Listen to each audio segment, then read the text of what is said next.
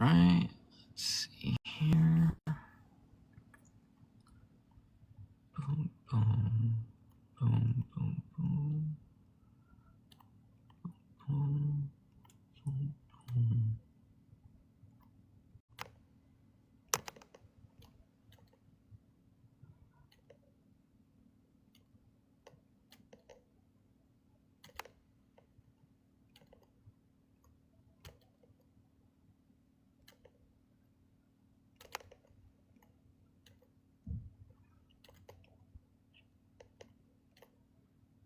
Let's see.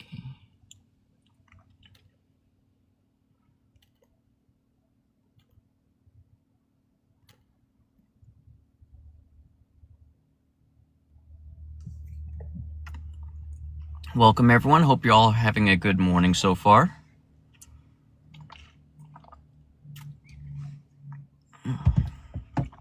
Sup, Tree? Glad you could make it.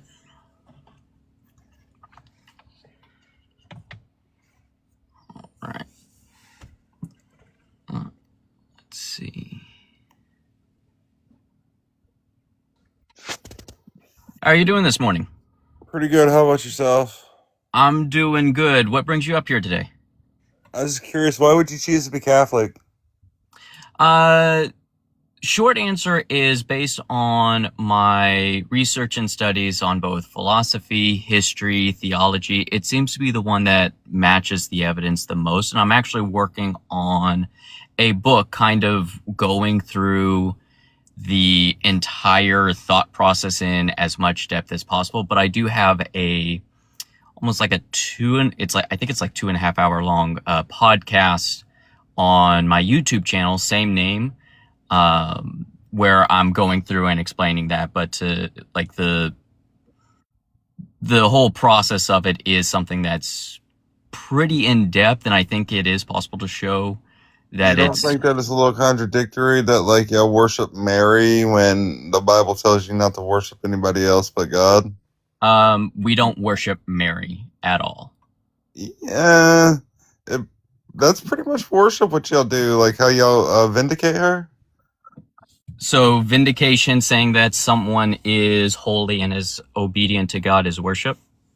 Yeah, people literally pray to Mary. So you like the Hail Mary? Yeah. Okay, so the first thing is that what the Hail Mary is, the first half is quoting scripture. Hail Mary, full of grace, the Lord is with you. That's the greeting of the archangel to Mary. Blessed art thou amongst women, and blessed is the fruit of your womb. That is the greeting of Elizabeth to Mary. Mm-hmm. And then the second half is Holy Mary, Mother of God. Well, she is holy because she's full of grace. She is the Mother of God. Pray for us sinners. We are sinners, and we're asking her to pray for us, just like I would ask you to pray for me, now and at the hour of our death. So throughout our entire life, we are asking her to continually pray for us, asking her to pray to her Son, pray to God. So God is still, or Jesus is still the sole mediator. So we're just asking her to pray for us, just like I would ask you to pray for us. Gotcha. Do you have children? No, not yet. Okay. Well, when you do have children, you don't worry about like sending them to Sunday school at all?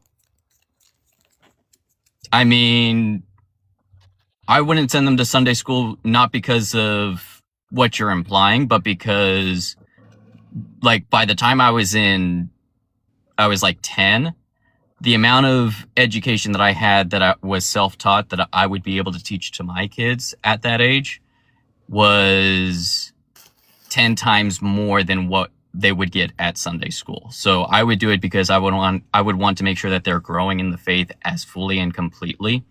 And the other thing is the Catholic Church has taken actions to make sure that stuff like that doesn't happen again. Yeah, whereas, but if God was real, wouldn't that have not happened in the first place? No, not necessarily, because that's not how evil and its relationship to God works.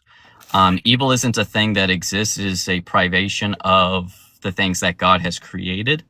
And the way that that works is because of our actions. When God creates us, he creates us to be able to cooperate with his will or not work with his will. And that evil is whenever we decide not to cooperate with his will. Gotcha.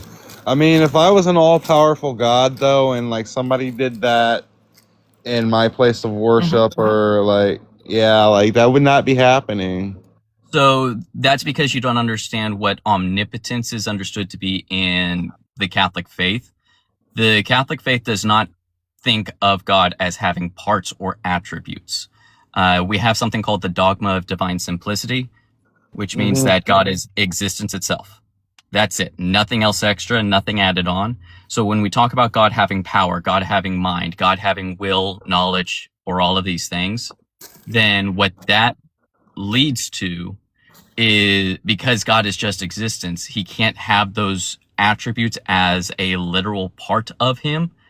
Otherwise, that contradicts that dogma of divine simplicity. Therefore, when we say that God is omnipotent, what we are really saying is that when we have this experience of God, it appears to us something similar to what we would call power, but it's not actual power. Okay, when you say God is existence, it sounds like you worship the universe. So the universe is the sum set total of all things that possess existence, but it's not existence itself. So it's kind of like, there's a difference between all things that have red, like the stoplight, the stop sign, the apple, and red itself. So red itself is not the set of all things that possess redness. So the same thing here is that God as existence itself is not the set of all things that possess existence, but it's what enables things to have existence, because he is being itself. Yeah, gotcha. So you said the Catholic Church, they've made steps to like circumvent like the big issue that they were having, right? Yep, absolutely. The what is it, like, even to serve at church, like in church itself, even as like someone just reading from the Bible as part of Mass, I have to go through a class on how to make sure that kids are protected, and we have to report to the authorities on any suspicion of any wrongdoing that's going on. My girlfriend is works for our local school district, and she's constantly telling me about how there's abuses going on in the school district, and the school district is telling them to keep quiet about it. Yeah, the Catholic Church was doing that too. Oh yeah, like, and I'm not saying they protected a lot of people and like never punished them. Are they like going back and like looking at those cases and like actually doing something about it now? Yeah, like for what was it? So for myself at the diocese that I live at, there was a report came up about a priest where the event had happened, I want to say maybe 10 to 20 years ago. And the local authorities wanted to investigate to figure out like if this had actually occurred. And our bishop opened the records, gave them full access to everything to make sure that, to figure out what actually happened, so that way then the proper actions could be taken. Isn't it pretty sad that like a group that's supposed to be all about helping people and all this and that, it's supposed to be a force for good, but isn't it kind of like ridiculous that like y'all have to like sit there and y'all have to like take these extra classes to like notice the abuse and all that? So it's not that it's to notice the abuse. The reason why I brought up the school example is the church is taking these actions to make sure that we're able to do that, whereas you don't see that in other places where those abuses are taking place. So that was the reason why I was bringing that up, is not that, hey, here's why the Catholic Church is true. It's just, hey, the Catholic Church had bad actors within it. It's now taken steps to make sure that something like that doesn't happen again. And we ought to recognize those steps as opposed to just focusing on the bad that has happened. Now, as far as like your question of, hey, why did the bad thing happen in the first place? I mean, we have even in the scriptures amongst the 12, right there, right next to Jesus, Judas betrayed Jesus. We have Paul warning of the wolves in sheep's clothing. You know, we're told constantly that, hey, Yeah, that was by design. what do you mean by design? I mean, Judas had to portray Jesus for there to be a story. I mean, not necessarily. According to Catholic theology, God could have decided on any particular way to bring about our salvation. In fact, Thomas Aquinas even talks about how we can't know or reason why God chose the cross. We can. It's amazing how far y'all will go to justify the bad things that God does. I mean, for instance, a story of Job, right? So the story of Job is a poetic work that is talking about an actual historical person, kind of similar to like George Washington and the cherry tree. Not literal history. Okay, so you're saying that like it's a falsified story then? No, it is a poetic work meant to explore a deeper truth on, you know, the problem of evil. Like, what if God is good, why do bad things happen? And the book of Job is, you know, a fictional work done to explore that question, but that doesn't mean that the message that it contains isn't true. Okay, so the message that it contains, that it sounds to me, is God is like quick to bet on like his devout followers, like doing what he wants to do, even if it means making their life miserable. I mean, I don't think that's the message that the poem is trying to convey, as far as like it's using that analogy of the courtroom. What's it like the ninth line where he makes that bet with Lucifer on Lot's wife, kills his wife, gives him leprosy, kills his whole family. That's Job, but but not Lot, but Lot is the Sodom and Gomorrah, right? Yeah, but the thing with Job is, like I said, like the idea is that Job was a historical man who probably had some traumatic thing happen to him, and so the author of the book of Job used that as inspiration to explore, this question of the problem of evil. Why do bad things happen to good people? And is going through it. So like the whole thing of like the courtroom of heaven, where the accuser goes to God to say, oh, Job is only good to you because you're good to him. Like that whole thing, like that didn't actually happen in Catholic theology and Catholic thought. The enemy has been cast out of heaven. They can't be in the presence of God. They can't be in the courtroom of God. So, but that's being used as a way to kind of set the scene, to set the. Does it say anywhere in the Bible that like they can't be in the presence of God? Yeah, like Jesus himself says he was there when he saw, the enemy being cast down from heaven. And then you have in the book of Revelation where it's talking about the armies of hell being cast down from heaven, and now they're roaming the earth and they can't re-enter heaven. They can't be in heaven.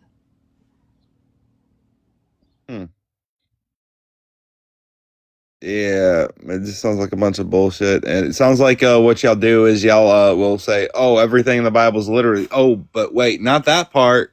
No, because if you look at like St. Augustine, even like who lived in like, I think it was like 200 to 300 AD, but one of the church fathers, one of the earliest people to start writing commentary on, the books of the Bible.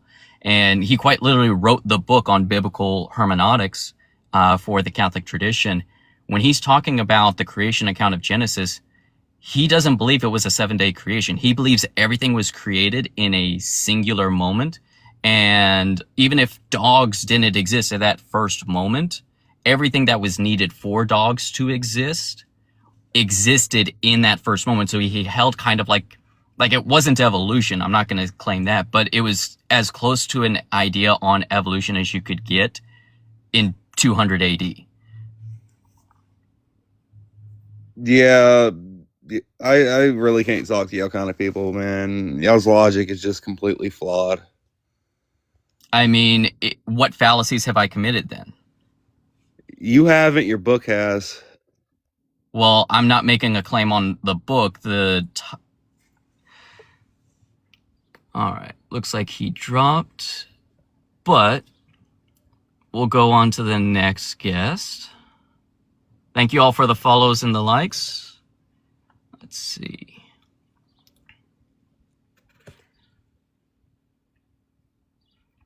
I saw someone asking, even after I commented, no, I am not married. I do have a girlfriend.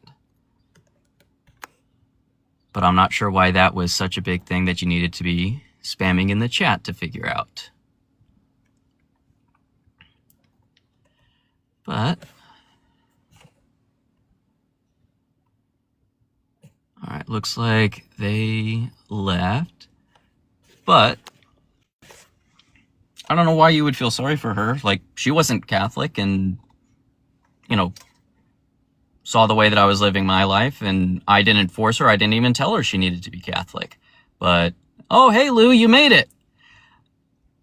But, yeah, joined the faith as of last year. And then her mom decided to follow suit. Like, but it wasn't me who forced her to do it or anything like that. So I do know that. That's why I am so happy that you made it, Lou, and means a lot that you did that. No, I was never an atheist, unless you want to take that position of like everyone's born an atheist, which I think is a ridiculous thing, because then you're almost locked into saying that everyone's born an anarchist. But you know, that's weird. Let's see. Hello. Good morning. Hello.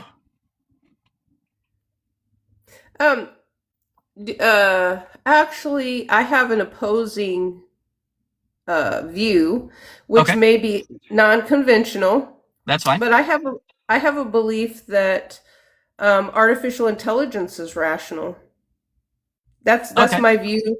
That's my view to a belief in God, to a non-belief in God. I have a belief that artificial intelligence is rational. Mm-hmm. So that artificial intelligence acts rationally?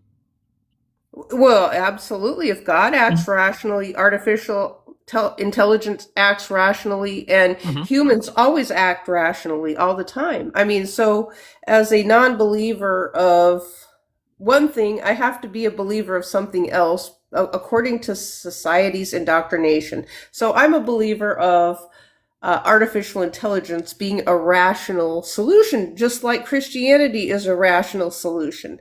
And I mean, I know we've had lots of opinions about this in going down varying realms, but I'm just seeing a common denominator here. That my belief now, I've deviated over to artificial intelligence, and that's what I want to believe in as a way of life, and that I can get married. I can have a holy matrimony vow, if that's what I want, to artificial intelligence, and the same belief system that God, that someone can be married to and talk to God. But technically, even with AI, I have a sounding board, a voice that talks back to me, even though I know it's a computer. But I'm trying to, I mean, yeah, I'll be quiet so you can talk. Yeah. So, and that is an interesting idea. It's not quite what I mean by like when I say that belief in God is rational. I'm not saying that like God is a rational agent, although I do think that one can get to that. What I'm saying here is that if someone has a belief that God exists, that belief can be a rational one, meaning that that belief is formed by logic, evidence, and reason. And then you had made a comment about like people being married to God. Like within my belief system, that's not something that is able to be done. You have people who devote their lives to God, sure, but that's not the same as a marriage. Now, as far as like your statement of like, marrying AI and things like that, I do know that within Catholic theology, there's arguments being made that like, if we get to true artificial intelligence, because what we currently have are language models, not true AI. But if we ever do get to true artificial intelligence, then it could be the case that they would have a rational soul, therefore be a person, therefore be a human being, in the sense of a physical creature with a rational soul, which is how the church defines human.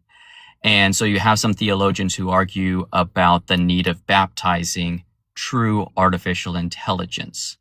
And while I do think that like you've got a unique and interesting idea, like you were saying, like it's definitely not one that is conventional.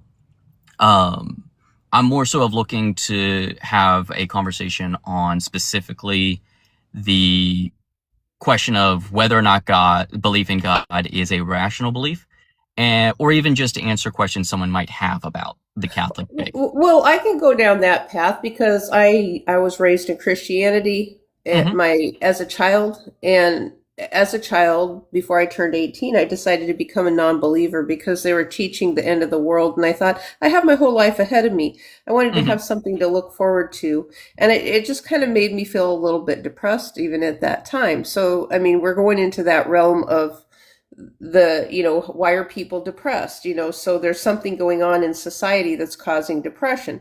So I would question, is it the teachings of talking about death so much that kids are just feeling depressed, because then they go on the internet and they kind of say the same thing. People say, get off the internet. Well, my thought is, well, get off of church, because that's kind of a driving force behind it, even though people want community, but the community places are sort of forcing a way of thinking. Well, so with church, I came to the conclusion that we're taught a fractured mindset because church actually teaches them against us. So it creates a fractured mindset in children where children have to feel like they have to believe in something that doesn't align with the earth, the planet Earth, and Mother Nature. And so, I mean, I'm not, it's just because church is simply a way of life, a forced indoctrination, a forced belief, where then if you go outside, then you can actually rationalize things as a child. Even kids can rationalize things and say, it's like, well, but then they're always asking, well, where's daddy? Where's God at? Where's God? Where's Jesus? It's like, so there's a separation of that. Well, church came from God's DNA and everybody else, we don't know where they came from. So for non-believers, we're just kind of dismissed by church every time. So there's several things, like several different points all wrapped up in that. The first is like, the church is us versus them, or, it's very easy to, make tribalism happen with church. And I do agree, like within religion, it's very easy to abuse that. But the way that I understand my Catholic faith and the way that it appears the Catholic faith to be taught is it's us in service of them. Like that's how it's supposed to be. It's not an us versus them. Like we as Catholics are called to go out and heal and comfort and serve those that are not Catholic. But all too often that gets twisted and abused by local communities, which is a sad thing. And it's a horrible thing. And then the other thing you were talking about is actually the point that I was trying to get at with the belief in God is rational. You were saying, they leave the church and they go out in the world and they see that, it's in conflict with reality. I disagree that belief in God is in conflict with reality. So where do church people get money from? Because the thing is, it's like nowadays a child has to be taught when they graduate high school that they have to be making $6,000 a month just in order to have their own apartment someplace. And so that doesn't even align with reality at all for anybody, realistically. So where does church get their money from that they can pay some people? And so how do people survive, especially women, because women have been really majorly oppressed by the church. And it does carry, even though Christianity is not as bad as Sharia law, it does carry a lot of aspects of Sharia law and teachings inside of the Bible. And it's very vicious. And I have listened to quite a few. If you ever come across them, you'll find people who teach Sharia law on TikTok, and it's not pretty. It's very Yeah. ugly, and it is going to have you feeling like you want to go outside and scream your head off, Yeah. or even No, join the I heard military. something. I heard And something yesterday. So, and no, and I understand exactly what you're saying and what you're getting at. As far as like the question, like where does the church get their money? Like if you the way that the Catholic Church, at the very least, um, operates is very similar to the way that the Levitical priesthood operated within the Old Covenant. And the way that it worked was the Levitical priesthood was supported by the local community. And so the Catholic Church is a universal church, but the way that it works is you have the individual church serving the local community, and the local community is providing donations and support. As an example, the church that I go to just had this bazaar to help fundraise in order to help pay off the mortgage and other things within the church. well, why does the And church have a mortgage? I'm curious about that. Why would the be- church have a mortgage? because they had to purchase the land. So then a church is truly not a nonprofit then. All nonprofits have to purchase things and have bills and things like that. Like nonprofits is about where all the money that they get goes back into maintaining what was made. So it's like the way that a nonprofit works versus a company that's for profit is if you have a nonprofit and they need, let's say, just $50,000 each month in order to keep doing what they're doing. Once they get 50,000, everything beyond that is then either reinvested back into the business. It does not go into the pocket of the CEO or anyone else. It goes right back into getting better equipment, upgrading, and furthering So what are they you need to talking do. about a Wall Street church then versus a normal church? Because otherwise it sounds like human exploitation, where the church then wants people to work for free for them and not get No, paid. that's what I'm saying is that 50,000 I'm talking about is going to pay the people that are working. And so that's what a nonprofit is where everything that is put back in, like everything that the company or organization gets monetarily goes right back into the company and does not go into the pockets of the CEO or anything like that.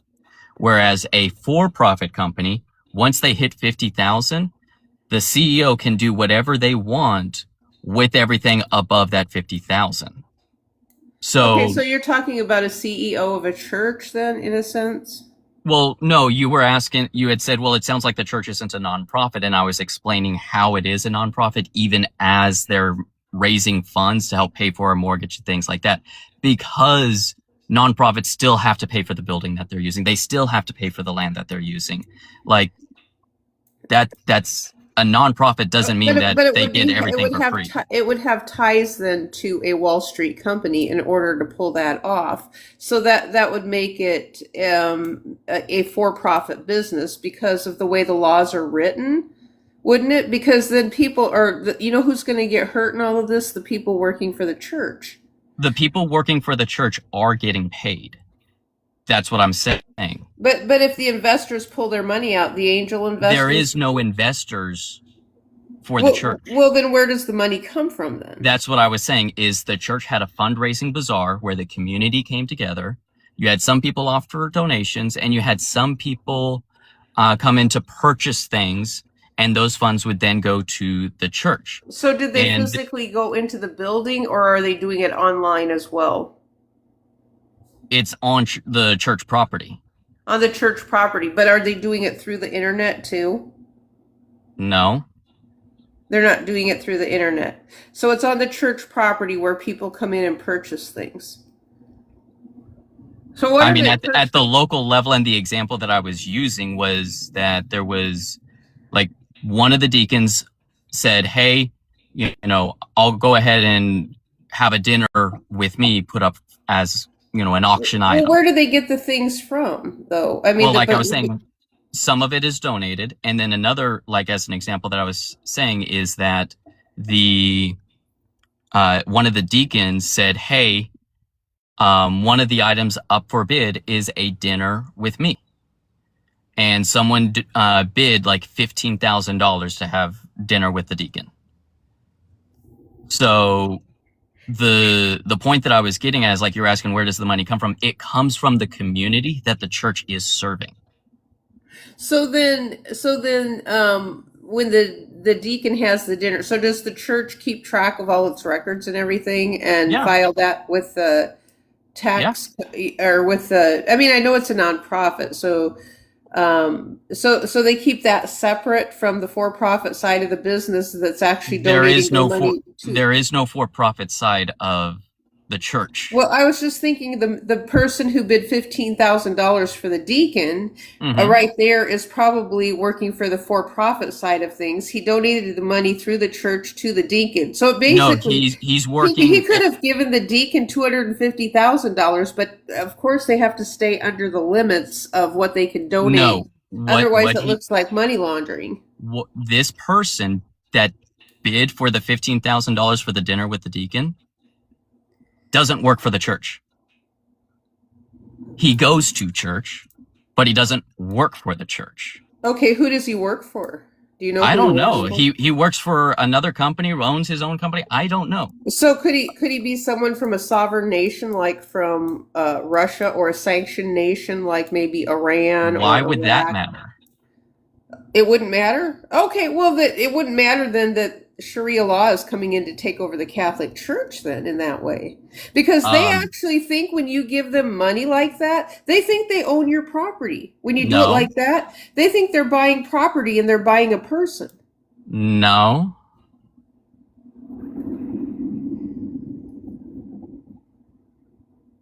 Like, I'm not sure where you're getting that. Well, they told me. I mean, the ones that I've had Who's they? discussions with on the internet, they feel like when they buy something through Wall Street and through Who's they? cryptocurrency, the people from the sovereign nations, the sovereign citizen movement, it's really big. It's huge. The FBI has them on the terrorist watch list. Uh-huh.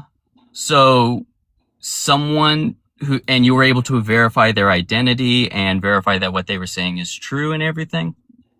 I have it aligns with what the FBI is talking about. I mean, if you had access to what the FBI is talking about, then that means that these people have access to it, and they can cause confusion. So you're But the not point, going to believe what the FBI says, and you're going to believe God. You're going to believe the rationalization and belief in God is over that of a human being. what you are saying has nothing to do with the belief in God. What you're talking about is people from a sovereign nation coming in, infiltrating, and trying to corrupt religion and society, but that has nothing to do with God existing or not. Like, those are two completely unrelated ideas. Well, do you keep I mean, do you know exactly to make sure that the money is not coming from a sanctioned or Why would that decentralized? matter? Well, because I just said these people have a strong belief when they buy something in the United States, if they buy a human. So if you're buying a date So with a pastor or let something me like ask you that, this. then Let me that ask you. woman is going to feel like she owns him. So, but the thing is that the one receiving the money is the one that gets to decide what's done. So if the one that's receiving the money doesn't believe that they're owned by the other individual, and in America, because you can't own the other individual, then that doesn't actually happen. So that's doesn't match. So would this be like Turning Point and a political action committee through the church? No, No? no. Oh, well, I noticed during the PPP era that a lot of churches that are LLCs, their nonprofits are LLCs, and they received money for exactly what you're talking about.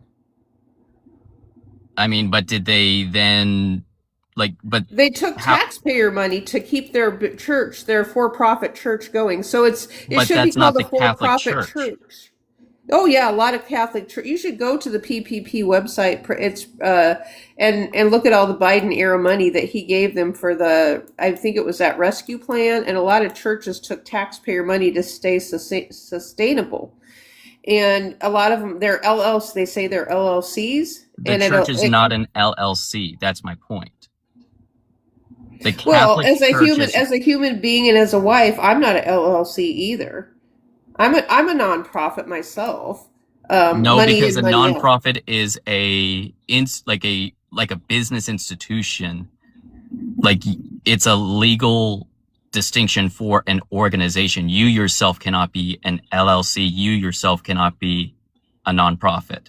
Well, if But corporations are people too, according to Fidelity and Grover Norquist, then so I can say I'm a nonprofit. The Bible talks about profits all the time. A profit and a nonprofit, don't they? that a prophet in the Bible is someone who speaks on behalf of the word of God. But Bo, it has been a pleasure speaking with you. However, this is not related to the topic that I'm looking to have a Okay, so we conversation on. agree to disagree about legalese, and I'm a non-attorney spokesperson, by the way. So just for your information, that Mhm. because I disagree with the sovereign citizen movement, which church is heavily tied into it, and I believe there's still money laundering taking place through the church with what's So, going on with all of this for like I entertainment said, purposes too. So so yes, the it's been nice talking to you. Thank yep, you. Have a nice day. you too. But all right. Well, that was interesting, but let's see. Lou, I might need your help with a listing for a list if you have access. I don't know about that yet. But let's get Rainbow up.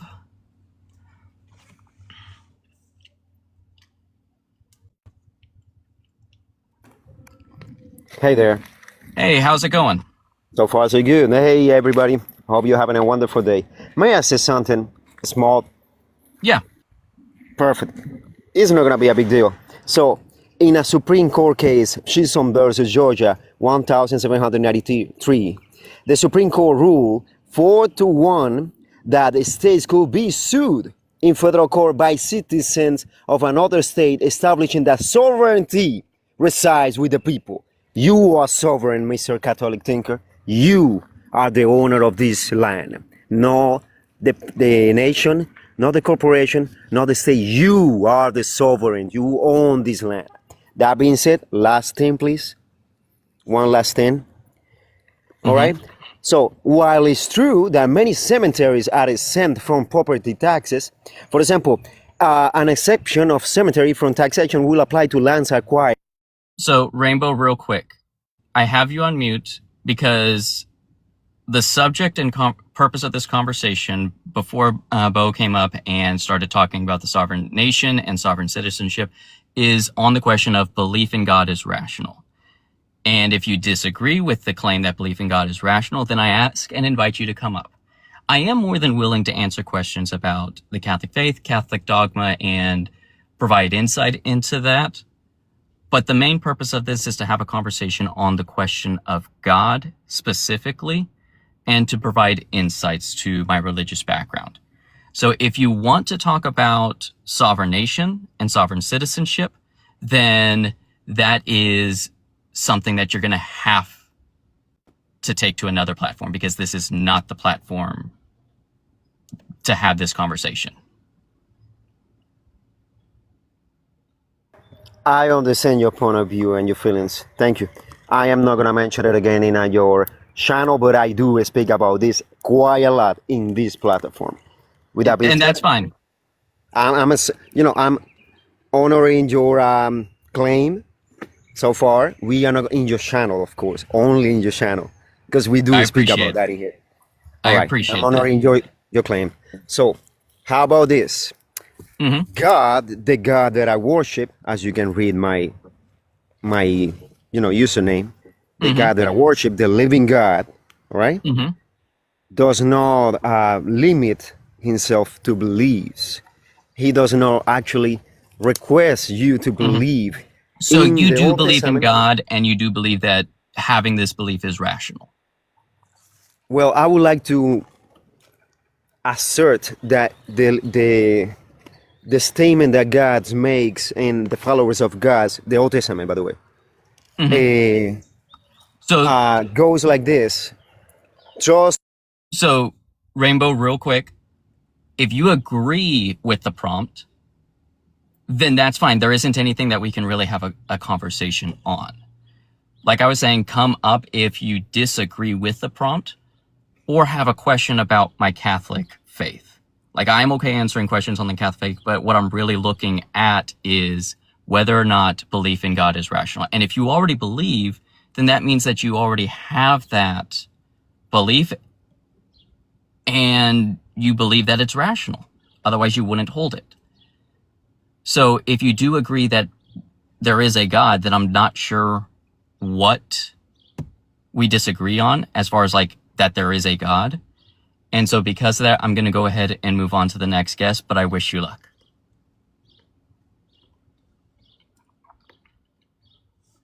Let's see.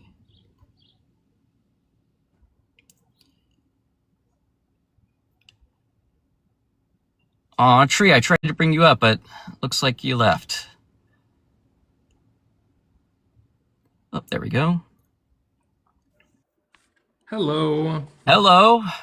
Great to speak in, I guess this is as close to in person we're ever going to get to speaking, huh?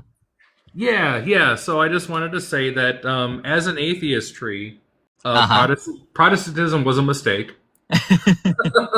And just the soft sets coming up tonight are wild. So I don't have a lot of time, but I just wanted to talk a little bit about like the P1, P2 area. Okay. Just because I brought up in another discussion that using existence or time-based language is not appropriate for something that does not have those aspects. So I posit something like this, that if existence and time like started with the universe, or like if those are aspects of the universe, any state that what we would use the temporal word as before is not actually before, because there is no time aspect to refer to. Yeah. There is no existence aspect to refer to. So I can kind of posit using this framework that a universe may not be eternal, but it has always existed in time. Yeah. I think Stephen Hawkins was the one who kind of famously pointed out, like, if time begins with the universe, then it's foolish to ask what's before the universe, because there is no before. Yeah, exactly. So, which that means that it's not actually like a change, because a change needs some sort of reference point in the same like frame. Yeah. But also I wanted to kind of get, because I'm in a Tractatus reading group. Okay. So, yep.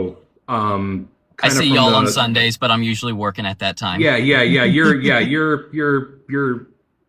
You're worshiping your faith or something weird. I don't know, on Sundays.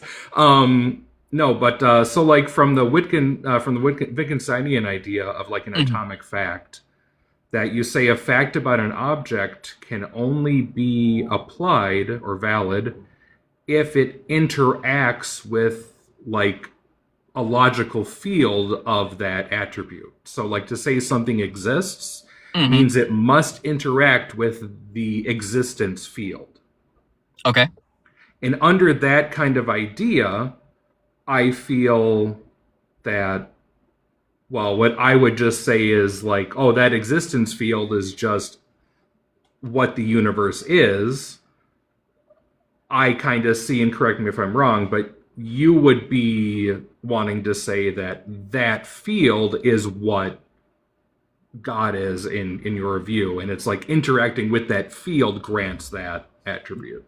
Yeah, I don't know if I want to use like that particular language, but it's not too far off from the way that I understand it. Like as you were talking about, like you said, existence is the interaction with the existence field. My very next question was going to be, well, does the existence field exist itself? Because, the understanding of God that I have, as, you kind of hinted at, is, existence itself.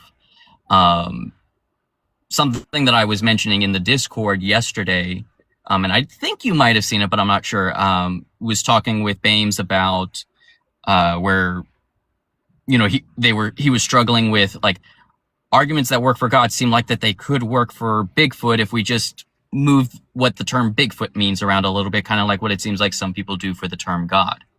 And in theology, there's what's called the gap problem. So there's two steps using what the Catholic Church calls natural reason to get to God.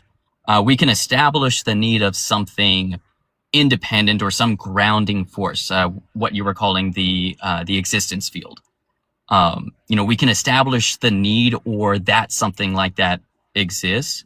But then the second step of showing that it's God, there's a gap between those two steps that is so very often ignored by theists, and that's something that I'm hoping to cross. And that's what my work is trying to do. Yeah, exactly. Because they're watching this week. Ooh, my site is really bad about that. Everyone just always wants to jump to some theological downstream. Mm-hmm. And just both with my atheist hat and my former Lutheran seminary hat. Both sides do that, yes. But no, and exactly for that reason, that's why I wanted to pop on and kind of probe that a bit, because that's how I'm thinking about it. And if that sounds close enough to you, I think I now have the foundation, because I kind of want to get an argument that I think there is no gap to cross. But okay. I needed to make sure we were starting on a close enough step. Yeah. Before I wanted to put in the time to try and formulate that. So. Yeah. I don't know if you saw it, but on my TikTok, the most recent video currently, is actually me attempting to bridge that gap somewhat. In fact, that's what made me think of. Okay. of how to attack it. So yes, I am dutifully consuming your content. CT. Okay. But yeah, I was just saying, like, I've got that. I think it still needs a little bit more polish and tweaking before I'm ready to present it on Sunday. But it, like, even as is, if nothing happened, I'm happy to present it. But I think that does a pretty good job of at least closing the gap, or at least attempting to. But we'll see. Yeah. Otherwise. Yeah, but best of luck. Thank you. Yeah, Sovsits are wild. Go the Pope, I guess, because Martin Luther was mistaken. All right, bye. Bye. All right, let's see. We've got Anarchist Mom. Yo, what's up? Sup? What brings you up here today? Before anything, I want to be respectful in this conversation. I in no way intend to remove anyone's faith. I think it's a beautiful thing. Before we get into it, seriously. Yeah. But and just to be clear, my purpose isn't to bring people to the faith. It's just have an open conversation. No, that's what I love about these, right? Like, I've recently got really into philosophy, and I see you up here a lot. You seem to know a lot about what you're talking about, and I love to bounce my ideas off, someone who's a theist. Someone who's not running tag all the time, who just thinks everything is bad. Tag and Pre-Zup, I think, are my two most hated arguments. There's some that I'm like, okay, I don't like this argument, but I can at least see what it's attempting to do, and I can appreciate that. Not for Tag and Pre-Zup. Yeah, the issue that I have mostly is it seems to be, if I'm going to straw man it, it does seem to be just claim upon claim upon claim. And then you kind of get lost in all these claims and having to justify each one. But I do think that in some ways that belief in God is rational. I'll take many different arguments. You can look at the cosmological, ontological arguments. They have sound reasoning, right? Yeah. My issue, though, is, and I say this respectfully, they don't seem to take in the full account of different variables when coming to the conclusions of alternative suggestions, right? So I'd like to hear from you, for your perspective, what is the most rational justification for God? So the most rational justification for God is honestly the one that I was talking with. I call her Tree because that's her Discord username, but that's from the previous guest. We were talking about the argument that I posted on my TikTok. Unfortunately, the video itself is like 6 to 7 minutes long because I'm trying, like you were saying, trying to account for all of the variables. But the simplest way that I can describe it is,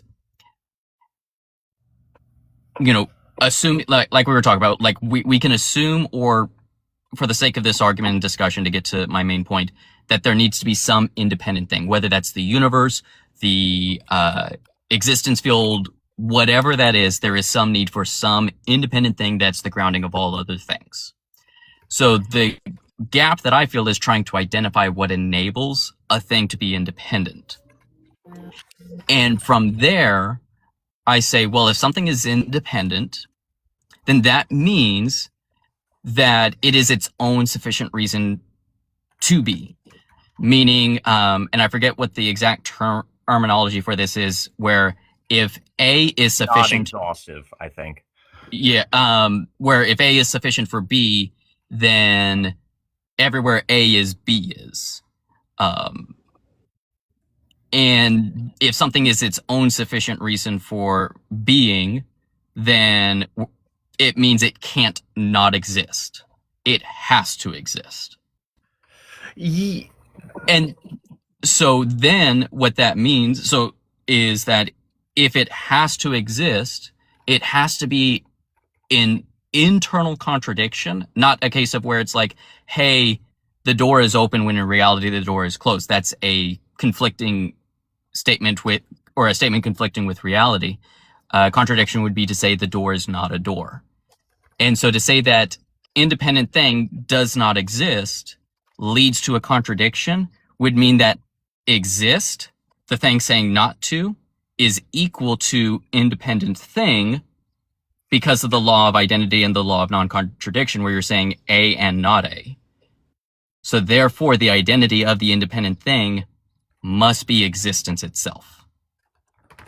I see what you're saying, and this is going to blow your mind, but typically I consider myself a logical realist. I believe that the laws of logic are objective and inherent. Yep. But my thing is normally, so right off the bat, I agree with your premises completely. My issue typically comes from the conclusion, where I don't believe the laws of logic in my worldview are the necessity, right? Like you can't have a proton that also has the identity of a neutron. It just wouldn't, the universe could not be any other way, right? Yeah. My issue is then how do we jump from that? You and I agree on this. I view logic as the brute fact. Where do we get the mind from? So that gets into, and there was another one that was kind of brought up a similar thing, because it does not sound like the common Christian Abrahamic depiction of God. And the thing is that within classical theism and Thomistic thought, and the way that the Catholic Church at a high theological level speaks about God, he doesn't literally have a mind in the sense that we have a mind. He appears to us to have a mind, so we'll say that he's got a mind, but that's an analogy. We're speaking analogously. The best way that I like to describe it is, are you familiar with Aristotle and how he described us being able to come to understand things by breaking things down or adding them together? Yeah, I'm not sure of the term of it. What is that? Teleological argument, I think? No, it has to do with just like knowledge itself. Like if I want to know who you are, I start breaking down your different personality characteristics. If I want to know what you are, I start breaking you down into like Homo sapien, physical, like I start breaking your parts down in order to understand what the sum total is. This might upset you, but I inherently don't believe in, that form of philosophy. Like, I don't really inherently, like, there are, like, different attributes you can allot to different things, but I don't, I don't think you can get an accurate representation of reality through that. So what I mean by that is like, because we even see it in like the way that science approaches it. So like, if we want to understand what a human is, we take the DNA and we start sequencing it. We start breaking it down to its different genomes to then understand what each individual genome means and how they relate to the whole. But my issue is that even though like you can have a given sequence of DNA that consistently comes out as something that we identify as human, using that metric isn't inherently grounded in like a concrete theory, because you will always have some degree of standard deviation from the norm. Yeah, I'm not trying to argue for like an essence or anything here, like something. Oh, okay, yeah. Okay. Yeah, no, that's not what I'm doing here. I'm just talking about knowing something. Like the way we know something is by breaking it down, not the way that we know something is because it has a substance or an essence or anything like that. It's just we know things by breaking it down. Okay. Yeah, you're very different from most of the theists I engage with. So go on. So we're at the where did the mind come from? And you said that God doesn't have a mind in the way that we accept, and you're about to give me an analogy. Yeah. So because of that, so if God is pure existence, then that means that there is nothing further we can break him down into. There's just existence. Like if I asked you, hey, I think what is the smallest physical piece of matter? The proton, like we can go further. Okay, whatever. Yeah, no, but I get what you're saying. Like there gets to that part where you can no longer further subdivide that physical thing into two separate physical things. It's just that one physical thing. And so because we now have encountered God, who is this purely simple, has no other attributes other than the fact that he exists, when we try to understand it, our main tool of breaking it down doesn't work. So now we have to do the other tool of adding things onto it. But because what God is simple, as soon as we start adding onto it, it's no longer God. If you're familiar with like Heidegger's metaphysics, where he talks about nothing, because nothing is non-being and we can only talk about things that have being, as soon as we start to talk about being, we're no longer talking about being, but we're speaking about it analogously. And that's kind of what's happening with God here. I like to call it benevolent cosmic horror, because we encounter this divine, infinitely simple thing. And it's so far beyond what our human mind can comprehend, in the sense of like, it doesn't even mesh with the way that we can come to understand things, that we start, the way our language works starts to break down. And so we just do the best that we can via analogy. And that's what the divine attributes of the omni traits, the mind of God and everything else is pointing to that divinely simple existence and trying to describe the different effects and different ways that we interact with it. Yeah, I've been writing it down here. I promise you I'm not on ChatGPT, I swear. You're good. You're good. But what I have here is, it seems to be your definition of God, and we won't disagree on this. I would disagree with calling it God, right? Mm-hmm. There is a point that we cannot break anything down more. Yep. That point would be God.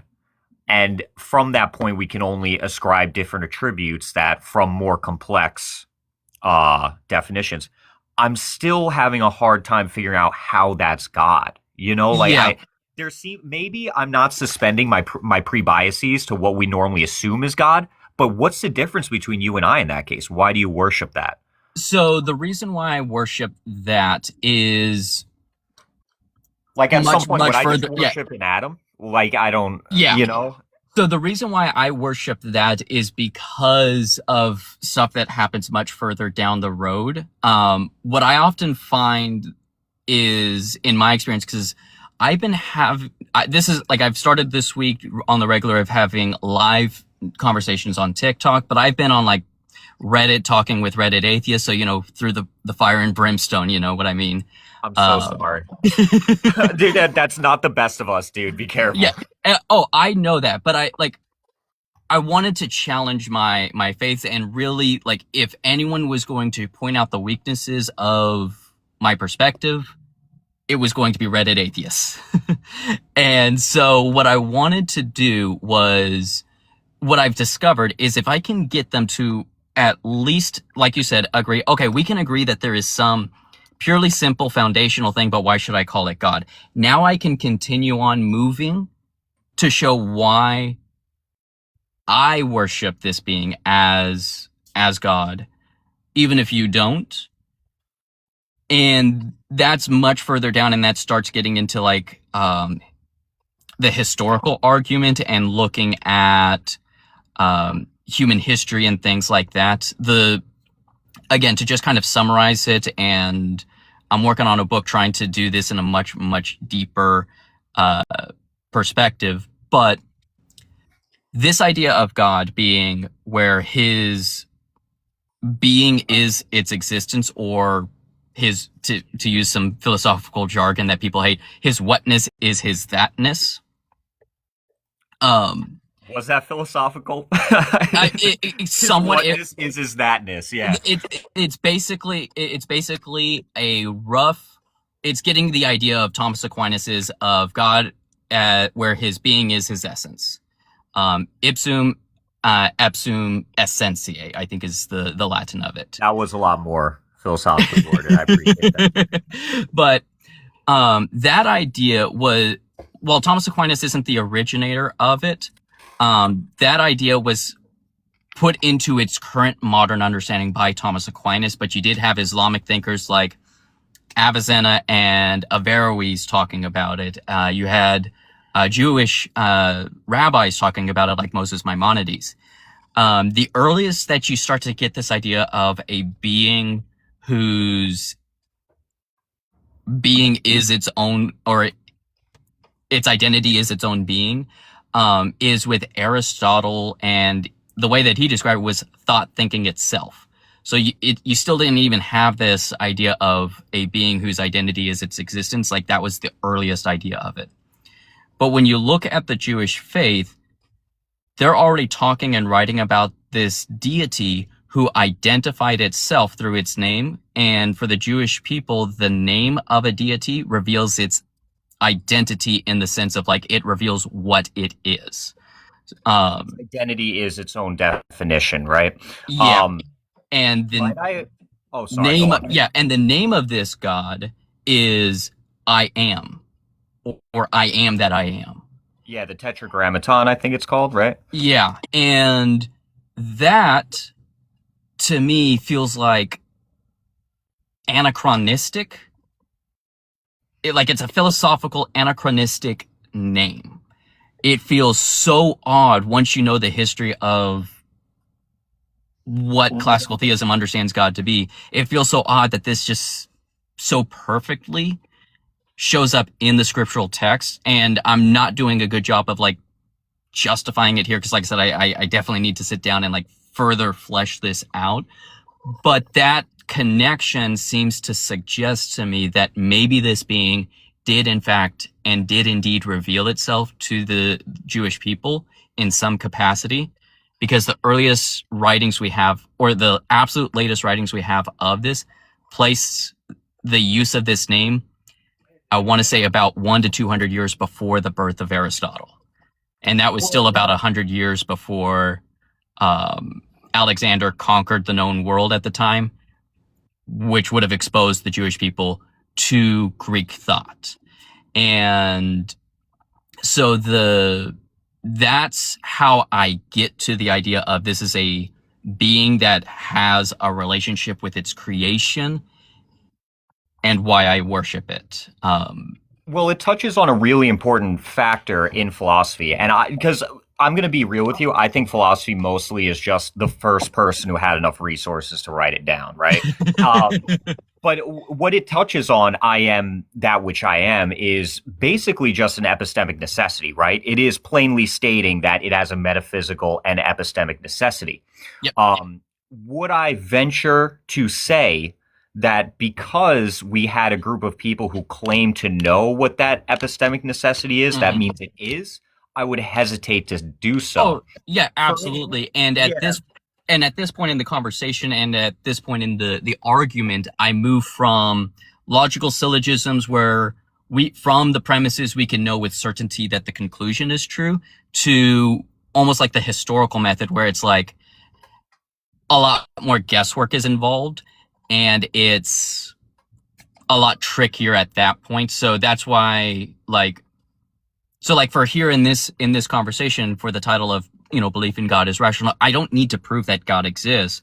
I just need to show that the reason why I believe in God follows valid inference rules and valid logic, and the premises are at least somewhat justified. Well, that's the key, right? That's what rationality is. Might I be able to posit a separate idea? Yeah. And normally I hold to OTL often. Okay. I'm not familiar with OTL, or at least that abbreviation. Yeah, it's one true logic. Okay. It's basically the assertion that, even if anything that we can comprehend or conceive of still must abide by logical laws. Yep. For instance, I could make the statement, this statement is false, right? Yeah. Yes, that is in itself, the statement is of contradiction, but it cannot actually exist in the universe. Right. Normally what I treat this logic as, meaning the classical laws of logic, is it is in fact the axiomatic necessity that even so far, if we believe in God, God would still need in some ways, at least in the ways we understand him, and if he doesn't, we wouldn't be able to understand it, that he would abide by the laws of logic inherently. Yep. Now, the grounding for logic being the axiomatic framework for the universe can only be inherently grounded if the universe in itself is eternal, right? You would not need an actualizer in which to have these, because the laws of logic, let's be straight, how do you get a flower from the laws of logic, right? Yeah. The idea is that the universe, according to this skeleton of a frame, could not be any other way. Might be sad for some people, might not be in this philosophy, You might find a whole bunch of people pushing dynamics, BGP theorem. Most of these ideas typically only exist in a closed circuit universe. That means if we posit that the universe is an open universe and is also eternal, these are philosophically sound assertions. If you have an interest in this subject, I suggest you read Metaphysics of Logic by Penelope Rush. Okay. It's a collection of essays from nominalists, logical realists, and all that. It's very interesting. Yeah.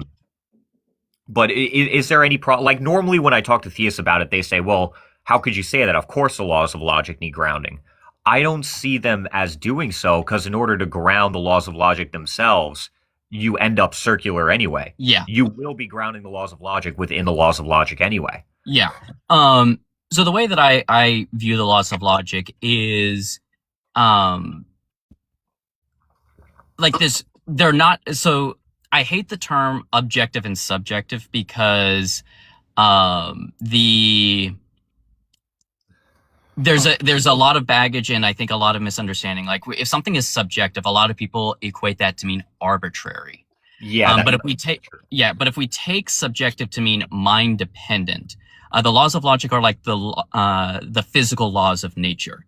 The physical laws of nature don't exist in nature, but it is our mind's interpretation of our experience of nature and noticing the patterns and trying to describe those patterns. And the laws of logic are similar, but in the abstract. So they reside in the mind, and it's the mind recognizing objective patterns, even if the laws of logic don't have their own substance aspect of being separate from the mind. But that doesn't make them subjective. Or, I'm sorry, that doesn't make them arbitrary, even if it is mind dependent in the sense it depends on the mind for it to exist. Yeah, well, and I might have gotten lost in what you said. Are you claiming that the laws of logic are mind dependent or are mind independent? They are mind dependent, but not arbitrary, is my understanding of it. Like, if you removed all minds, there would be no logic in the universe, even if the universe itself is operating according to patterns. Before there was humans to observe the laws of gravity, before there were humans to observe the Big Bang, the universe itself still operated according to its internal patterns, but the laws of physics aren't the same as those patterns. It is our minds putting it towards those patterns. Does that make a little bit more sense? Well, it does, and I agree with you completely, but I still hesitate to say that because of that reason, these things aren't inherent in the universe. Because whatever we call it, right? Like, they still exist. We don't need a mind to perceive the fact that a proton cannot be a neutron, right? It still is so anyway. There is separation of identity. So I would argue against that claim. Actually, I think Tree put it very well. So logic is mind dependent, but what it points to is not. I think that's a good way to put it. Thomas Aquinas also defines truth as when the mind corresponds to reality. Yeah, but couldn't I make the argument that to what extent are we trying to prove reality? We're getting lost in the semantics right now. I don't necessarily disagree with you, right? Yeah. The thing is that yes, we are trying to make sense of where we are, what we came from, how to interact with the world. But in these ways that we make sense of them, I would argue that there is still an underlying logical structure that must be followed, right? And whatever we call that, whatever form that may take, it still is there. It's not metaphysical. It is just a result of the given system that we exist inherently. Yep. No, absolutely. I agree. So from the sounds of it, then it's like you and I agree on a lot of things. We just might disagree on what we want to title it, which is a whole other conversation. Well, that's the thing, right? Because I disagree that these things are, I don't want to use the term mind. I know you push back on mind, but self-determining maybe I could use. Just it has a personality. It has being that we could interact with personally and has a personality. Yeah. Like these general attributes, I would definitely, I don't see that personally. Yeah. And so that gets into so I do have like the skeleton of it. Like the book that I'm hoping to write, I did do a skeleton of it that I do have, and it's actually on Reddit, and I have a conversation with someone about it on my YouTube channel.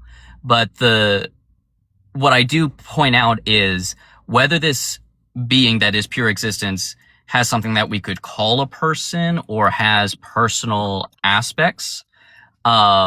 It's the versus one that doesn't.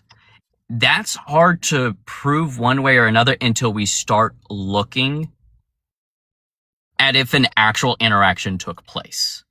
Like we can't just do it absence of evidence or absence of not absence of evidence, absence of empirical data. Like at that point, we start needing some empirical data to determine the symmetry breaker between a deistic, non-mind, non-interactive God and one that does interact. Yeah, I see what you're saying with that. I look forward to whatever you have to say on that because you do have very well thought out. Do you have other people in the guest box, by the way? Am I taking up too much time? Let's see. I do have some people, but I'm always I want to make sure that everyone that does come up, I respond to and have the conversation. So unless you do have anything else, if you have something else, we can continue. If not, then we can, I can move on, but up to you. I'm going to let you go. Because I don't really have much, but I do want to leave you with one thing because I was talking to my philosophy professor about this. And, God, where was it? What did she say? She believes in God. Oh, that's rare. She wrote down, insofar as you doubt your belief, it strengthens your belief inherently. And God is found in the shared morals that we all have. So I thought that was very touching. I hope you guys Have a great live. You thank you. You enjoy the rest of your day.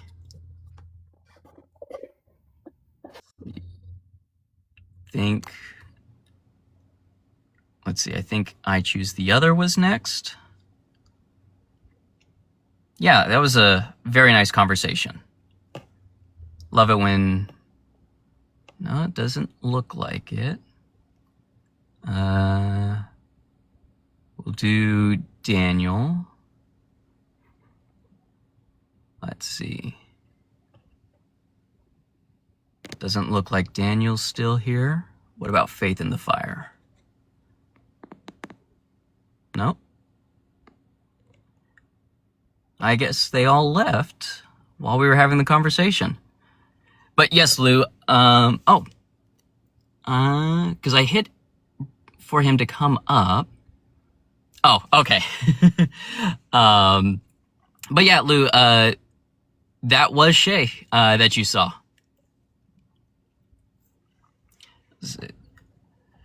But,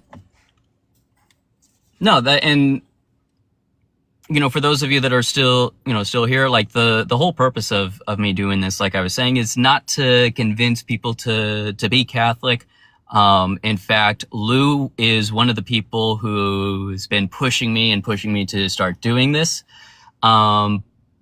Partly because, as she put it, I can't believe I am good friends with a Catholic. I never thought that would be the case. But I also suspect that she has me doing this because she wants me to meet up with smart atheists, so that way then they can anarchist mom. Okay, is that how I say that? Anarchist mom. But yes, you were very, very pleasant. Well, technically, Lou, if you like Shay, she's also Catholic at this point in time. But nice to meet you, Colin. But what was I saying? But yeah, I think Lou wanted me to start doing these lives to meet people like Colin and get my ideas pushed back on to start my deconstruction process. But Shay and I find that very humorous and unlikely. But we'll see. We'll see who wins, me or Lou.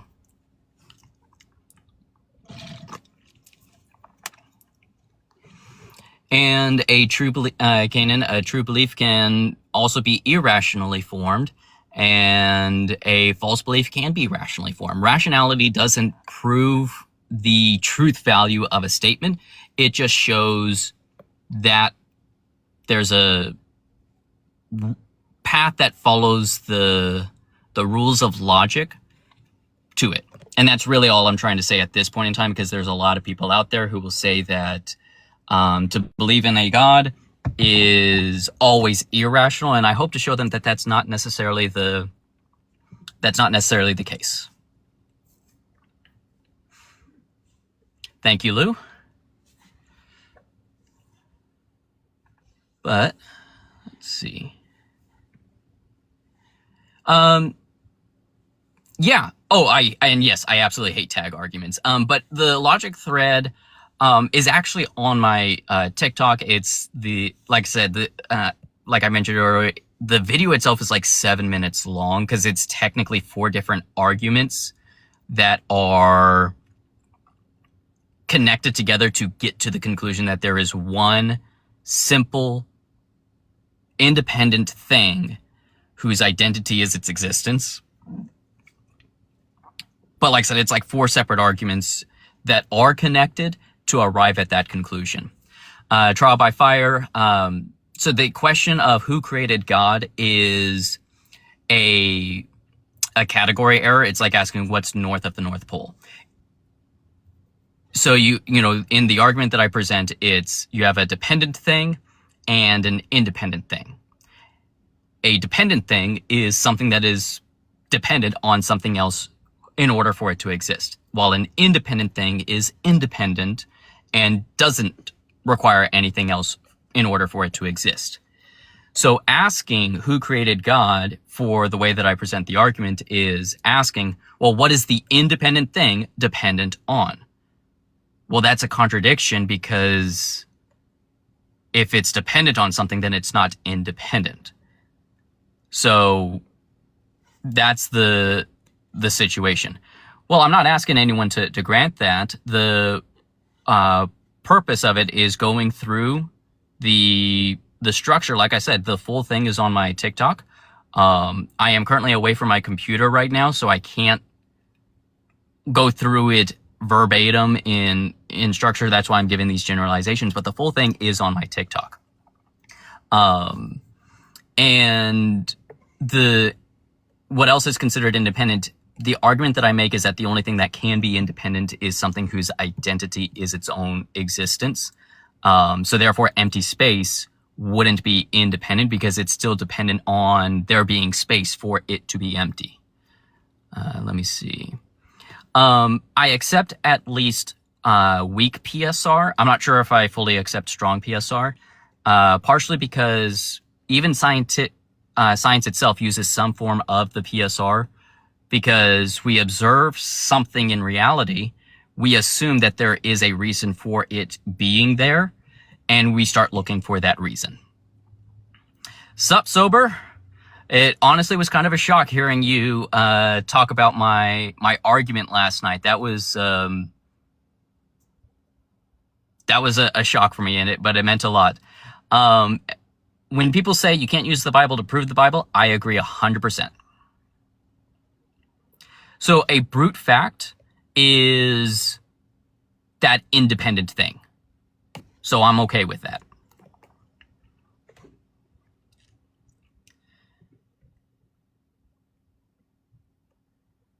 Let's see.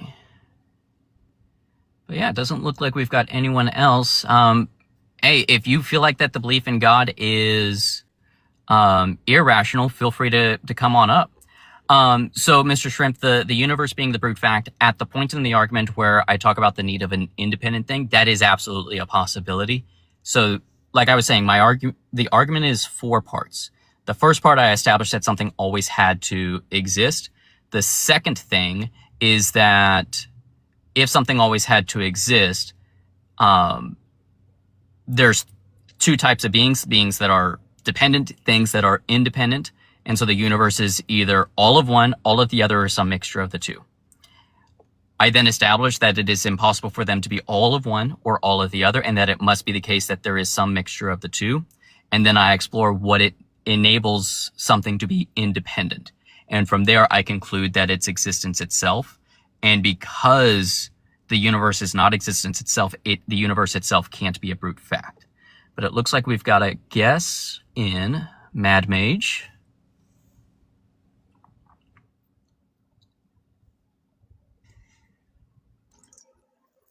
Welcome up.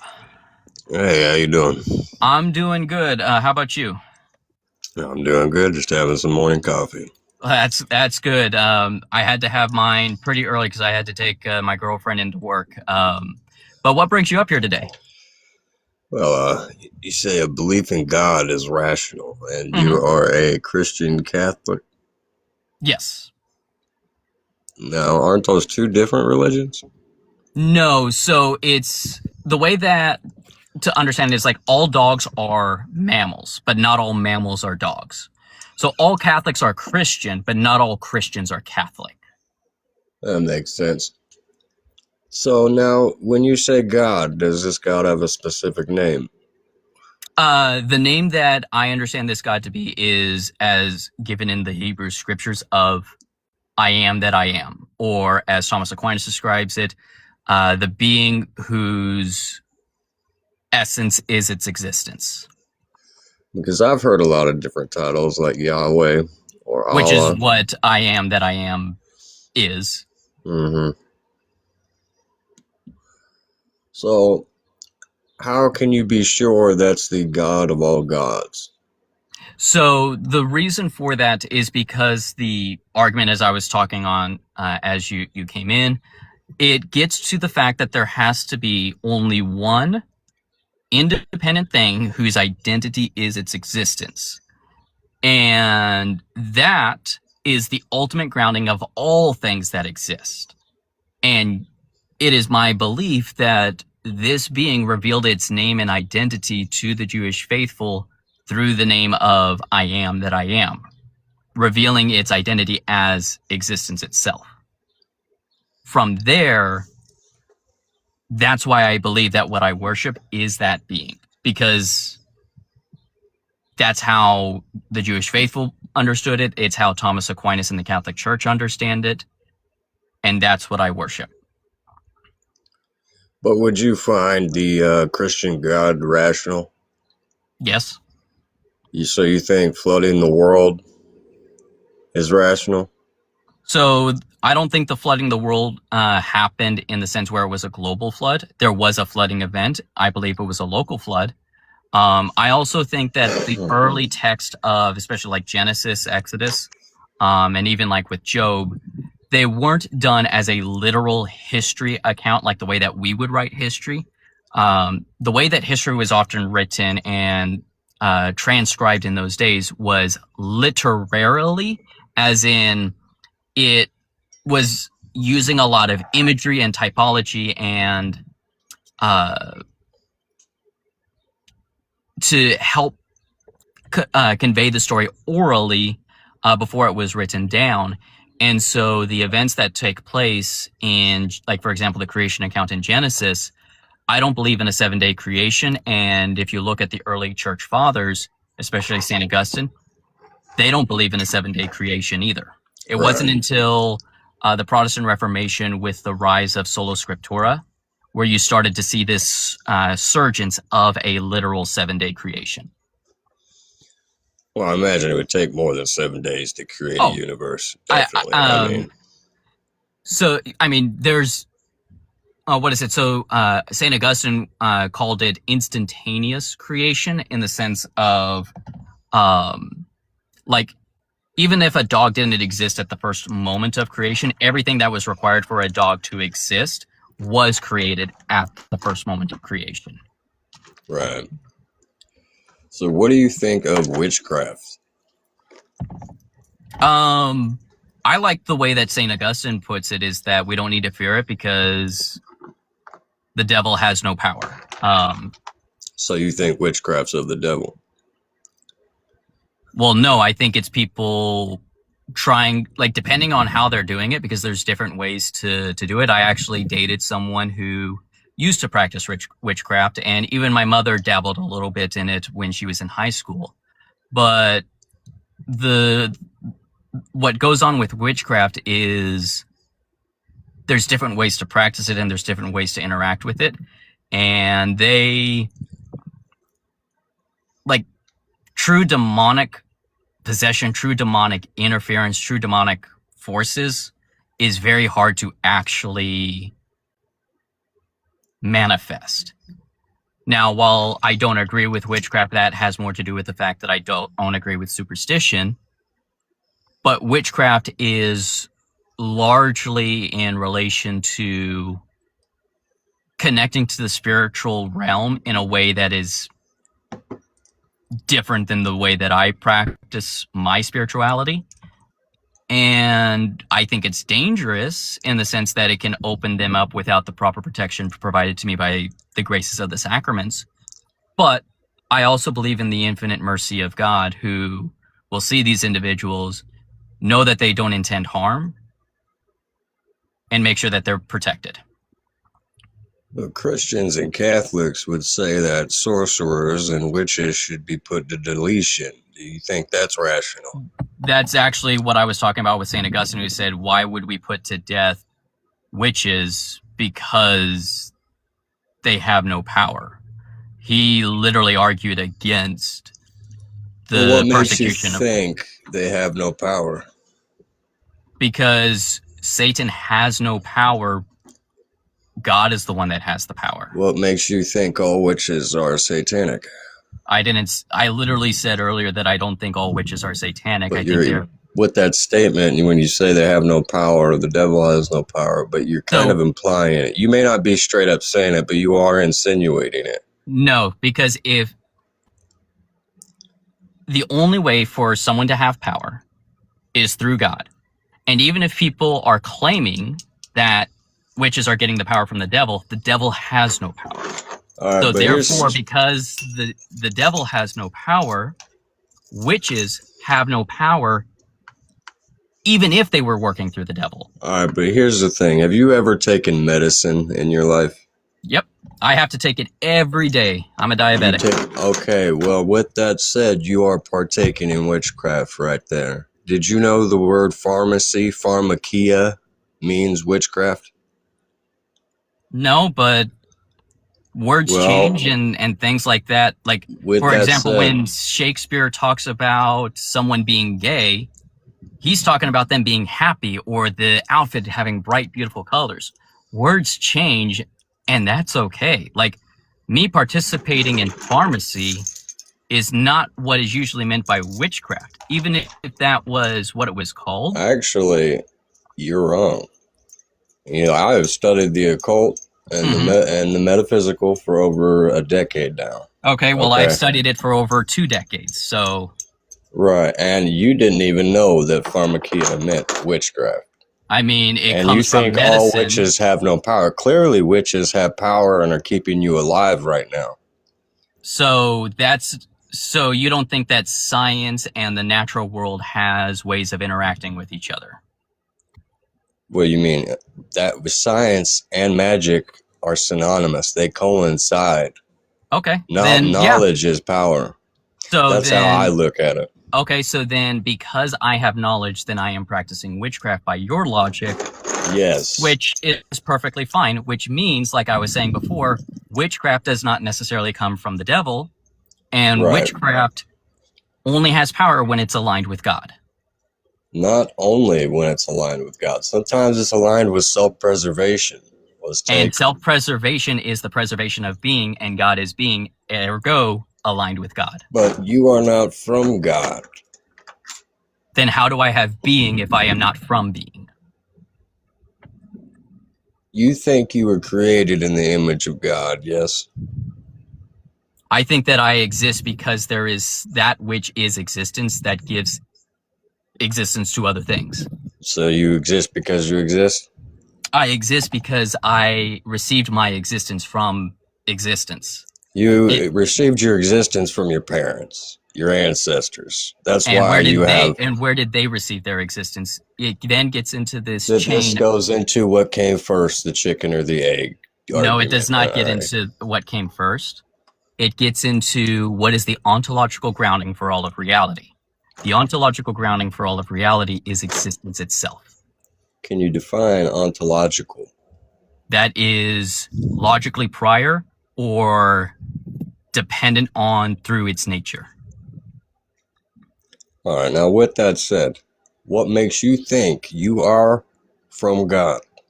Because God is pure being. And if God is pure being, then that means that everything that has being has to come from being. Because if it didn't come from being, then it wouldn't have being. All right, but you're also 80 to 90% water. Does that make you the ocean? It No. makes me come from the ocean. But it doesn't make you the ocean. And it I doesn't didn't, make you and an I never extension said that I of. was God. And it doesn't said I make you can't- an extension of the ocean either. And I never said I was an extension of God. Well, if you're a Christian Catholic, you believe your race, our race, came from God. No. Has nothing to do with race. Species. Human race. I believe all things. You think human origin originated from God. I think that the air I breathe, the ground I walk on, the plants that I see, the fish in the rivers, the birds in the sky, the dust on my shoe, I believe all of that came from God just as much as me. Okay, exactly. You won't agree with it. But you're saying it. You think you came from God. But there are older texts that predate Judeo-Christian mythology that will tell you otherwise. That's fine. I'm not basing my argument or my statement on the Bible.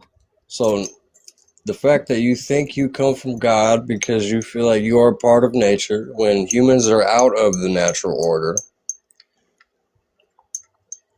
I mean, I didn't. think it's a bit arrogant and it's a I bit don't. delusional. So I don't think we're out of the natural order because we are in nature. We are not in nature because if you were to remove all your tools, all your clothing, and go out into the jungle, we probably wouldn't survive. That's not what it means to be a part of nature. Oh, do you think tigers, turtles, fish, do they all use the tools and equipment humans use to survive? That doesn't mean that they're outside. Like, it doesn't make us outside of nature. To We be are a part above of nature means nature. to. Do you To think be that animals take a medicine to survive? There's reports of animals. I think it's monkeys or apes doing medicinal treatments to the best of their ability. So yes. Well, apes, yeah, I can see that. So But we also came from apes. thus we're part of nature. Allegedly. It's a theory, after all. We don't even really know for sure. I mean, they say We evolution kind theory. of do. That's not what a theory is. But Well, it's the theory of evolution, not fact of evolution. There's a distinct difference. no, in science, a theory is a fact because theory it's is not a fact. It's a theory. It's a hypothesis. No, you take a hypothesis and test it, and once the hypothesis has been tested, then you form the theory after the test that either affirms or denies the hypothesis, but the theory is what is true after the test. But it doesn't make it a fact. It makes it a possibility, but it doesn't make it a sure thing. I mean, the fact that it survived the test over and over and over and over and over and over shows that it's more than just a possibility. If you run 2 + 2, how many times are you going to get 4? Run that by me again. If you take 2 + 2 and you run it an infinite number of times, how many times are you going to arrive at the answer 4? No, you're lagging right now. If you take 2 + 2 and you add it and you run that formula over and over and over and over again, and you run it 500,000 times, out of those 500,000 times, how many times are you going to get the answer 4? We didn't create math. We discovered I didn't ask if Well, we here's the created thing. math. No, you're trying. Look, we did not create math. We discovered math. This is a mathematical reality. That I didn't ask if we discovered it. I didn't ask if we created it. I asked if I take 2 + 2 and I run that formula 500 times, how many times is the number 4 going to come out? Well, naturally, it's going to be 4. And that's a Right. fact. So every single time we run that test, we get the answer 4. Right. And Every that's a time fact. every time we've run the test of But that's evolution, not it's not the theory of 4, though. every time we've run It's the the fact test, of 4. every time we've run the test of evolution, we've come up to evolution. Now, here's the thing. What if I told you that you can have 2 + 2 and it equal 11, and that is factually true because now we're speaking in base 3, where How you is go that possible? 0, 1, 2, 10, 11. So what's going to happen there is because the language changed, the outcome changed. So like you said, facts are always going to be the same, but because of the different tests now, we've come to a different solution. So does that mean that this is now a theory because now we can't be certain what 2 + 2 is? Well, that's a fact. I just It's showed you how evident. 2 + 2 can equal 11. But that didn't even make sense to me.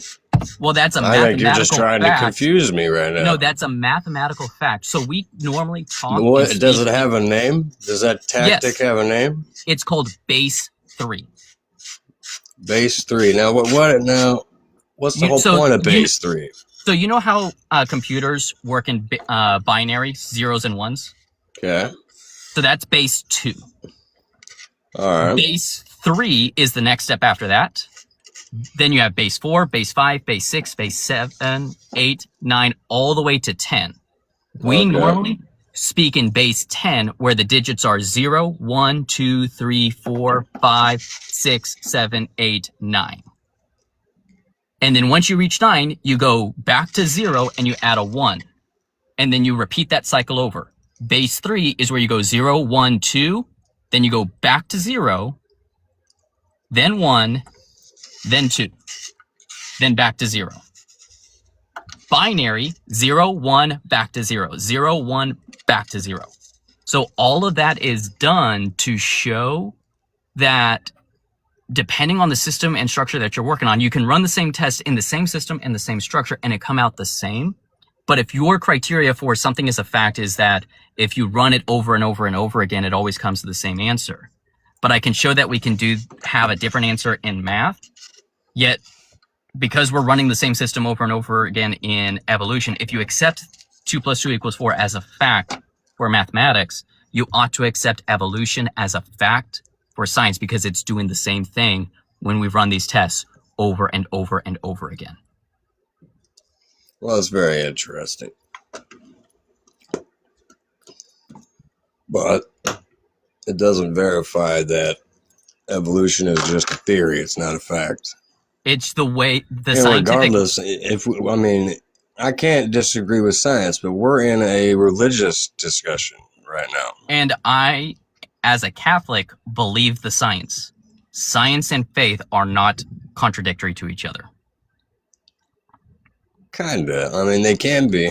There are a lot of other Christians that would disagree with you. Yeah, and that's fine. Those Christians can disagree, but according to the Catholic Church, whenever there's a disagreement between the... And don't Catholics worship Mary? Nope. I mean, that's what I've heard and I've looked into.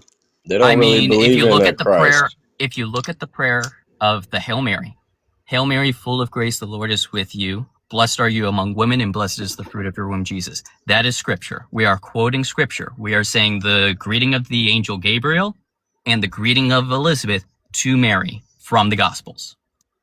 The second half is Holy Mary, Mother of God. She is holy because she's full of grace, as the angel said, and she is the Mother of God because Christ is God, so she is the Mother of God. And so we're identifying that. Pray for us sinners now and at the hour of our death. We are asking her to eternally pray for us, and in the scriptures, it commands us to pray for each other. And it also states in the scripture that God is not the God of the dead, but of the living. And Mary is still alive in Christ. Therefore, she can still pray for us, just like I can ask my mother here on earth, my girlfriend, my sister, my brother to pray for me, and that not count as worship. So you believe in a virgin birth? That's what the scriptures state. But you believe in that? Yeah. You believe in immaculate conception? That's what the virgin... so the Immaculate Conception has to do with her not having the stain of original sin at the moment of her conception. It's not a miraculous physical thing like, say, the virgin birth. It's just she got cleansed of original sin at the moment of her conception. Well, I don't think that's possible, and I think that might be a lot. I mean, the science doesn't say anything about this state or existence of a soul, so that belief is not in conflict with science. Well, it could just be, electricity. I mean, it could just be consciousness, could just be relative to having electricity in your system. Who knows? That's the mind. That's not the same as the soul. The soul could just be the mind. Who knows? We don't know for sure. That's not my position, but the point is that the soul and the mind are not one-to-one in the Catholic faith. And you were saying that you're trying to find something to show that the Catholic faith and science contradict each other. But as I was trying to say, it's that the Catholic faith, before we got into the tangent of Mary, the Catholic faith states that if there is something where it appears that science and the gift of revelation are in contradiction with each other, that means that either A, we are misunderstanding the science, or B, we are misunderstanding the gift of revelation, or even you don't both. have to be an expert to have common sense. That's the thing. I just have polished common sense. Okay, so common sense is what leads a lot of people to vote for horrible policies because they think it sounds good. In fact, there was a study done on where people were going around asking to ban this dangerous chemical because everyone that has drank of it has died. Dihydrogen oxidized, and people quickly signed up to make sure that this dangerous chemical was banned, because of course, if everyone's drank of this died, we should get rid of it, right? That's common sense. They signed to ban water. Maybe it was a type of water. No. Maybe there's more to the story than dihydrogen oxidize is H2O. And everyone that drinks H2O eventually dies, not because of the water, they just die. Everyone will die. Okay. But because of the common sense that you're talking about, it led people to make a wrong decision. Common sense only gets you so far. You need logic and reason to get that. Yeah, you need logic and reason, but when you say, "Oh, because it's the scripture, because of the scripture said it," that's not. I never said because of the scripture, though. You did when I asked you. You believe in virgin birth, and you said, "Oh, it's in the scriptures." So I mean, that's not very rational. But I'm not. My belief in the scriptures is not because. And you don't even scriptures. believe the scriptures 100%. So it's like, why would you hold true to that? That's not what it means to believe the scriptures. But yet you don't believe the world was created in 7 days.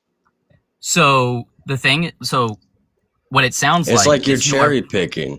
So it sounds like you are very unfamiliar with what the Catholic faith actually teaches, because you've come up and you've made a couple of assumptions and accusations. In fact, you weren't even aware that Catholics were Christian. So why should I listen to you? No, they're different. There's Catholic churches and there's Christian churches. There's distinct differences. Just because you dabble with the two doesn't mean they're synonymous. According to history, and that they have different incorrect. idols. They have different idols and put different people on pedestals. Christians worship Christ. Catholics worship Mary. I told you how that is not true, and you don't true, want to listen. But you want to agree to disagree. So all right. So the thing is that if you're not willing to listen, there's not much of a conversation that's going to be happening. No, you just got your head up your ass. That's what I'm saying. Well, you haven't shown me how I'm wrong on how we actually worship. I gave my explanation on what it is when we pray to Mary. And virgin you were births don't exist. And you're like, the scripture says otherwise. Like, that's not good. Scientists have been able that's not rational. Scientists have actually been able to replicate virgin births in mammals in labs. And we do see virgin births in reptiles. Which scientists? I'm trying to think. Let me see. But it's but they have been able to replicate it in, like I said, in a lab with mammals. Like in the wild, you're not going to find a virgin birth in mammals, but you will have in a reptilian. Lab. Yeah, but in a lab, they've been able to do a virgin birth with rats, and I think they're trying to work it on pigs as well. Was Mary in a lab? God wouldn't need a lab if. See, that's my point. You're not being very rational right now. How is that not rational? If God is more powerful than a human, so are you saying every that fiber of your being believes Mary was born? Mary gave birth to Jesus through? Are you saying that humans can do something in a lab that God cannot? No, you're saying that. No. I am saying that you're trying to twist it. You're trying to twist things. I said that, you're very good at twisting narratives, aren't you? I said that scientists have been able to do this in a lab. Therefore, God must be able to do it as well. I'm just curious. Who do you favor more, Christ or Mary? Christ. You favor? All right, so you're mostly Christian. Well, the thing is that when I go to Mass, I worship Christ, I receive Christ in the Eucharist, and that is who I orient myself towards. All right, so you would be lean more towards Christian. Do you love God any less because you love your mother? Well, I would say I love my mother more. Then you love God? Yeah. Well, I don't even love God. Okay. So, you haven't even asked me what my religion is, actually. So you've been coming up here critiquing me on Christianity. And when I'm trying to explain what my faith is, something that you've been ignorant on, then do you even know what my stance on religion is? Have you even asked? I mean, that wasn't the part of the conversation, but you came It up here makes a stating, but it you came up makes here sense. stating, you came up here stating that you knew that Catholics are not Christians. I Right. told you why that's not the case. And I told you why, on the contrary, you're No, wrong. you didn't. You just said, well, Christians worship Christ. Yes, Catholics worship Christ. Catholics don't worship Mary. They worship Mary. No, they don't. If you look through the text, not once does any worship be attributed to Mary. In fact, it is condemned by the Catholic Church to worship the saints. We can venerate and honor them, but we do not worship them. Worship is reserved for God alone. Well, you know who I worship? That's kind of irrelevant to the topic Oh, of no, the it's conversation. relevant. I worship Satan personally. I'm a Satanist. Okay. So now you kind of see from my perspective how I look at things. That's perfectly fine, but the question is on whether or not the belief in God is rational. So, Well, why believe in a tyrant? Because God's not rational. Like, you think God's the epitome of rationality? No, it's not. okay. God is a terrible example of rational. So that's specifically getting into the question of whether or not the Abrahamic faith is God, whereas at this point in the conversation for the topic of belief in God is rational, God is just that which is the grounding of all reality. Is Satan the grounding of all reality for you? No, not the grounding of all reality, but What is- definitely the creator of mankind. What is the creator? Unlike what What is the the Bible grounding of all teaches. reality? Nobody has the answer to that question. Truly, nobody knows. Is there a grounding of all reality? Scientists are still trying to figure that answer out. And it Is would have there to a- be atoms. Is there Atoms a are grounding the of all grounding reality? of all reality. Atoms would be my guess. Okay, so the thing is that atoms still require physical matter and space and time, so they can't be the grounding of all reality because they are dependent on space-time existing for them to exist. So something else has to be the grounding. No, but you can't even answer that question yourself without using did. God. No, Your I didn't lazy use answer is God. No, the answer that I get to is something whose identity is its existence.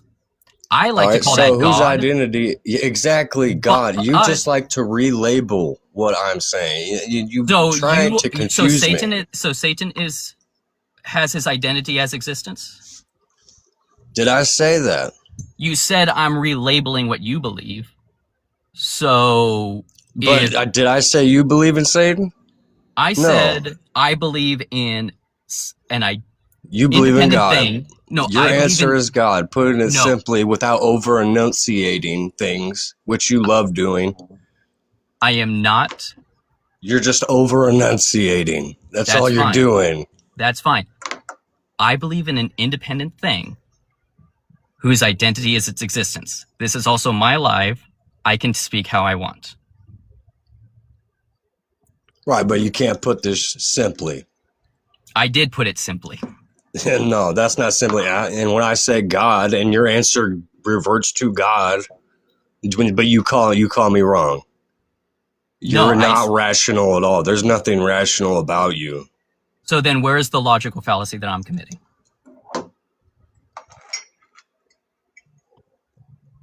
You like to over enunciate, and you got your head up your ass. That's your problem. Those aren't logical fallacies. Right. On top of that, you when I ask you about virgin births, you're like, oh, it's in scripture. That's what makes you think it's right.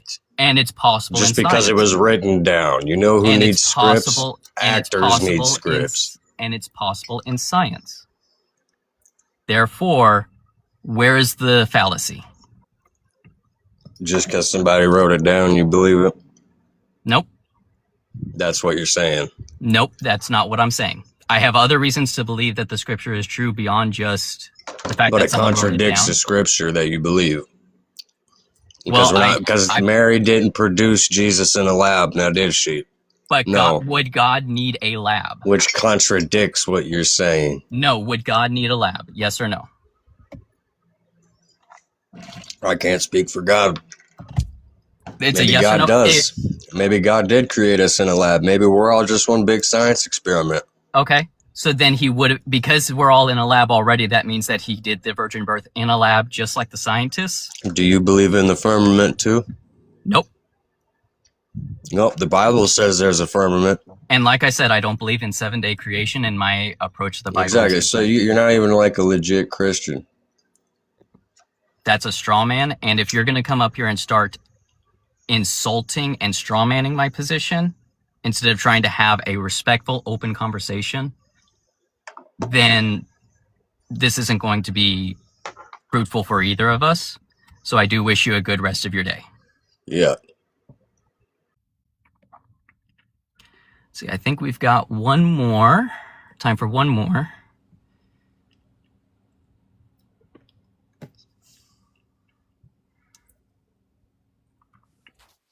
Hey, Adrian. Oh, hello. Sorry, I didn't realize I was next up. You're good. Did I say the name correctly? Very close. Close enough. Adrienne. Adrienne. Okay. Yeah.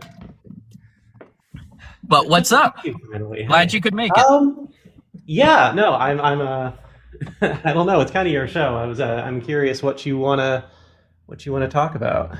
Yeah, so the purpose of the show is, defending the position that belief in God is rational, as in, not necessarily that God exists is a true claim, but that one can hold to the belief in God and arrive at that conclusion through rational means. Okay. Hey, Mystic. Sorry, my girlfriend was in the chat. So that's the main goal of it. But a lot of times people will come up because I am a Catholic Christian believer. So they'll come up and ask questions like, well, how do you understand this particular thing of the Catholic faith? So it's kind of a combination of directly responding to showing why belief in God is rational or can be rational, and just a general Q&A, for Catholicism. Word. Yeah, I guess I don't know if I'm exactly disagreement in that case, because my position is like belief in God certainly in a lot of cases can be rational. I don't think all people do hold to it for that reason. Yep. So, my position is mostly that it's wrong. But yeah, I think there are rational reasons to believe in something. Mostly fire insurance reasons, I would say. Pascal's wager. Yeah, Pascal's wager is a rational. I hate it, but it is rational. Yeah. Well, the thing is I was mentioning to one of the other guests that there's, the two arguments I hate the most are tag and presup. And almost every other argument, even if I disagree with it, I can see what they're trying to do and appreciate that. And Pascal's wager is, when you really understand the history of it, it's actually sad, because it was really a cry for help, because this was a man who believed that it was irrational to believe in God, but also believed that it was real. And this is a mathematician who's struggling with a particular heresy that was prevalent at the time, where he believed that no one can know if they're saved or not. And so he's trying to find this rational justification to hold an irrational belief. And the way that I like to describe it is and it is, like someone pointed out, that isn't that just kind of like the sunk cost fallacy? And it kind of is. But imagine you go to a poker table and you've already put in the ante and you already put your poker chips in. Well, there's a table to help you determine, based on your hand and based on the cards on the table, that will mathematically tell you the best betting options to do to get the best return on your investments. And that's basically what Pascal's doing, because he's like, well, I've already threw my chips in. What's my best option at this point? Yeah, no, I think it's I saw your your short on the topic, and I very much agree. I find it fascinating. I find it definitely very sad. I feel sorry for Pascal that he was in that position. Yeah, my contentions with it are very much not on the game theory side. I'll be honest, anthropomorphizing. It's very much on if I were God, how would I feel about this? And obviously, I don't know what God feels about things, or would. But I find it Like I joke, my hyperbolic self is very much like you're good. Anybody yeah. But people who believe in Pascal's wager would go to hell instantly if I was God. Like that's not necessarily true. I find it. I don't know. I would find it.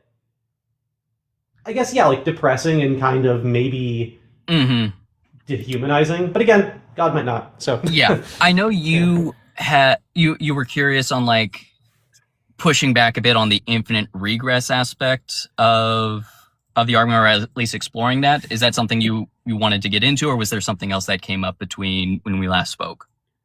I would absolutely be down to get into that. Okay. Have you kind of given your...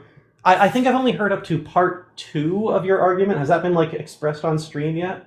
Not on this stream. On a previous stream, I don't have my computer with me because I'm waiting for Cheyenne was taking a half day today, and so I'm waiting for her to finish up because she's actually going to be done with work in like 30 minutes. So I'm just in the car waiting for her to finish. But the full argument is on my TikTok and on my YouTube.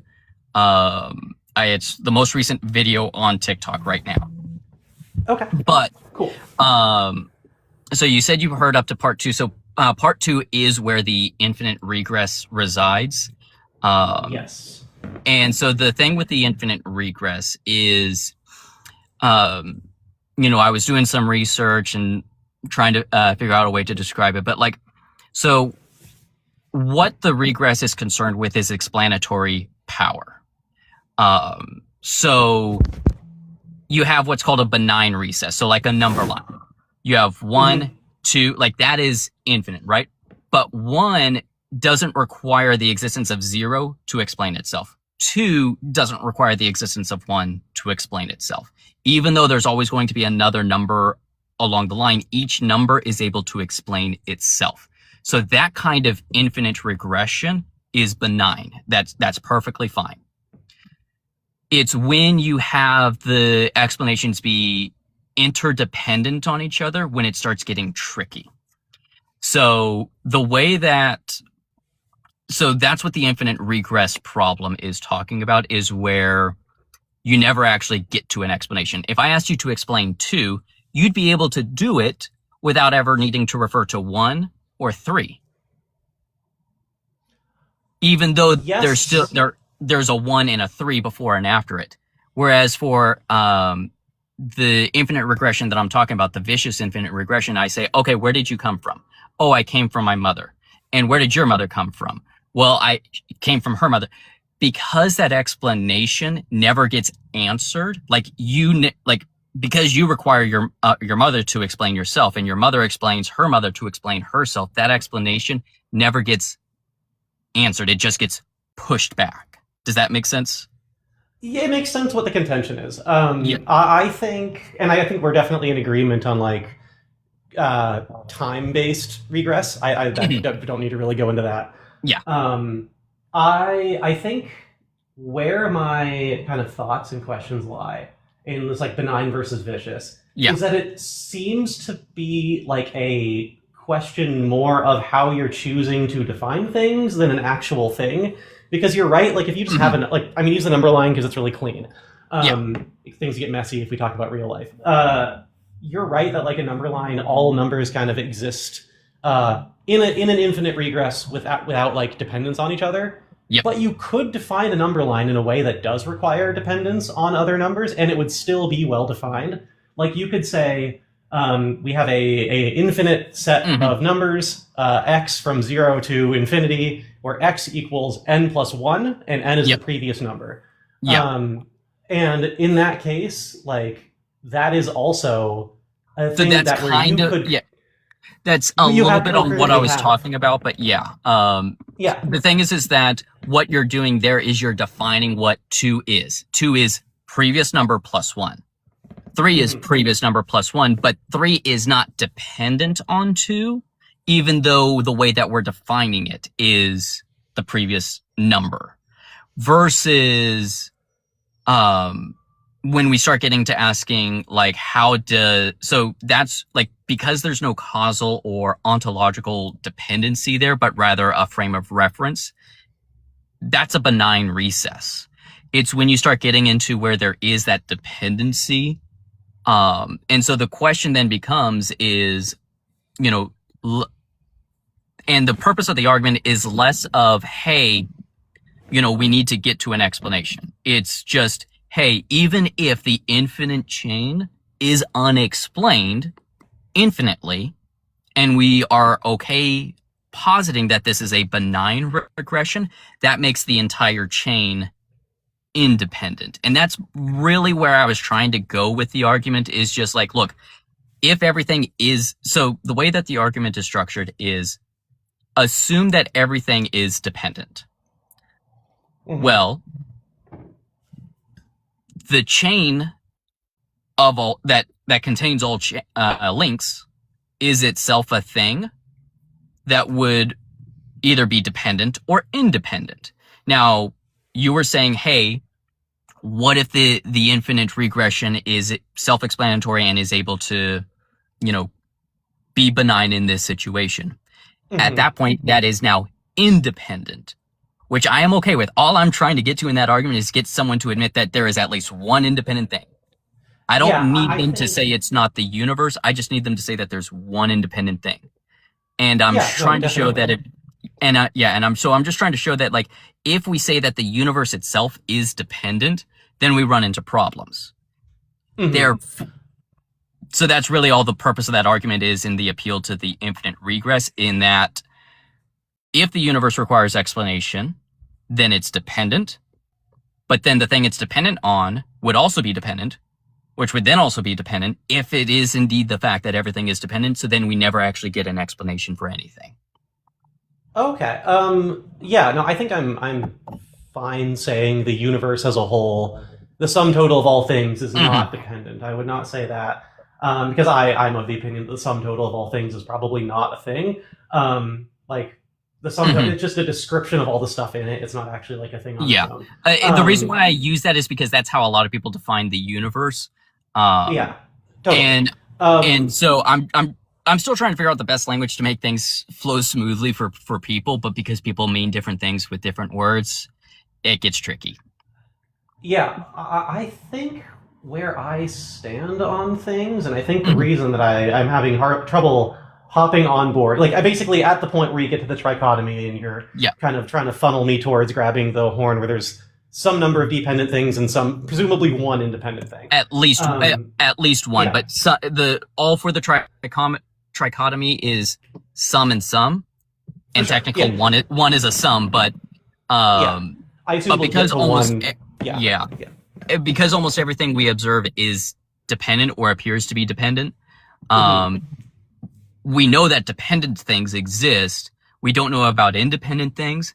And once we've established the need for independency, we know now that there is at least one thing that has to be independent in order for the system to make sense. And then at that point, the next step is identifying what enables a thing to be independent, and then identifying whether there is more than one independency. Yeah. I'm curious if you think so. Sorry, I'm just trying to. I'm formulating thoughts. You're good. Dependent, independent. Is that a true dichotomy, or is there independent, dependent, and not applicable? Like, there are. I would say so things the way could that be things and then not be independent or independent. Yeah. So the way that dependency and independency only apply to things, and for me, if we're able to talk about something, it has thingness. So, because we can't talk about nothing. As soon as we're trying to talk, we're talking about a subject. So even like a unicorn does not have actual existence, it's still a thing, but it's dependent on our imagination for us to reference it. Does that make sense? Yeah, for it to so it would exist dependently in the sense where it's imaginary. Yes. But and theoretically, if unicorns existed, they could be dependent for other reasons. Like they would go from being dependent on our thoughts to being dependent on their mothers. Or whatever. But yeah. So at that point, I'm not sure if like the non-applicable non-thing is a true thing, because the first argument shows that non-thingness doesn't exist. Like that's not a part of reality. So I'm not sure if it's applicable here. I'm fine with that. I think my debate strategies, I love handing people rope and seeing if I can end up getting hanged for it. So I'm fine. I think I don't. And then as far as like whether, and then as far as like the main crux of the question of dependency and independency. Whether they are true, it's a true dichotomy. The way that I've defined it, it is. Effectively, I'm saying dependency is something that requires something else. And then independent is effectively not dependent. So and the only way to get like a true dichotomy is through a negation, where you have a thing, and then the other option is not that thing. So that I believe is a true dichotomy. I am fine adopting your definitions. I hate definitions games where we like have to run around in circles about what we actually mean. I do too. That's why I tried to keep it very simple and just be like, all right, so for these definitions, I just mean a thing. Because of my classical training, I sometimes accidentally slip and say being when really I mean what most people say by thing. So I do have that as a definition. But other than that, it's just like, all right, so dependent. Thing that requires something else. Independent. Not that. I mean, I think, like, to me, that sort of then would indicate that, like, under a mind-independent read of the universe, I would say that, like, the sum total of all things is probably not a thing. But, you know, I definitely grant that, like, we can sort of grant thingness to something by imagining it. And in that case, I think I would just say the thingness of the sum total of the universe is then dependent on our understanding of it, which makes it also dependent and would not imply necessarily an independent thing. Unless we are like establishing, like, I think I just don't have a reason yet to take the whole thing as independent. And that's fine. The purpose of it isn't necessarily to show that the whole thing is independent. It's just showing if we're claiming that the whole thing is dependent, then it runs into these problems. So therefore, whether it's the whole thing itself or something external to the whole thing that is independent, we know that there has to be an independent thing. And so I'm not asking anyone to bite the bullet and say, oh, the universe is that independent thing, or that there is a God that is this independent thing at this point in the argument. All I'm trying to do is show that, hey, if of the three options, we know that all things being independent is false because we see that trivially, trivially true, or trivially false. So then the question is, well, can everything be dependent? And what I'm showing is that, well, either the sum, if everything is dependent and the sum total of all things is a thing, then it also has to be dependent if it is the fact that everything is dependent. But then that thing it's dependent on would also have to be dependent if if everything is indeed dependent. So it's us taking that option and running with it as if it's true to see what we get to, and we discover that we get to this infinite regress, which is off. Like, I know people say, well, then that just means it's unsatisfactory, which I think from what I see in a lot of philosophical dialogue means that we move away from it, and we move away from the explanation that invokes the infinite regress. So then that means that there has to be something. We don't know what that thing is yet, but that just shows us that there has to be a something that is independent. And then the next argument, argument 3, is identifying what that independent thing is. Okay.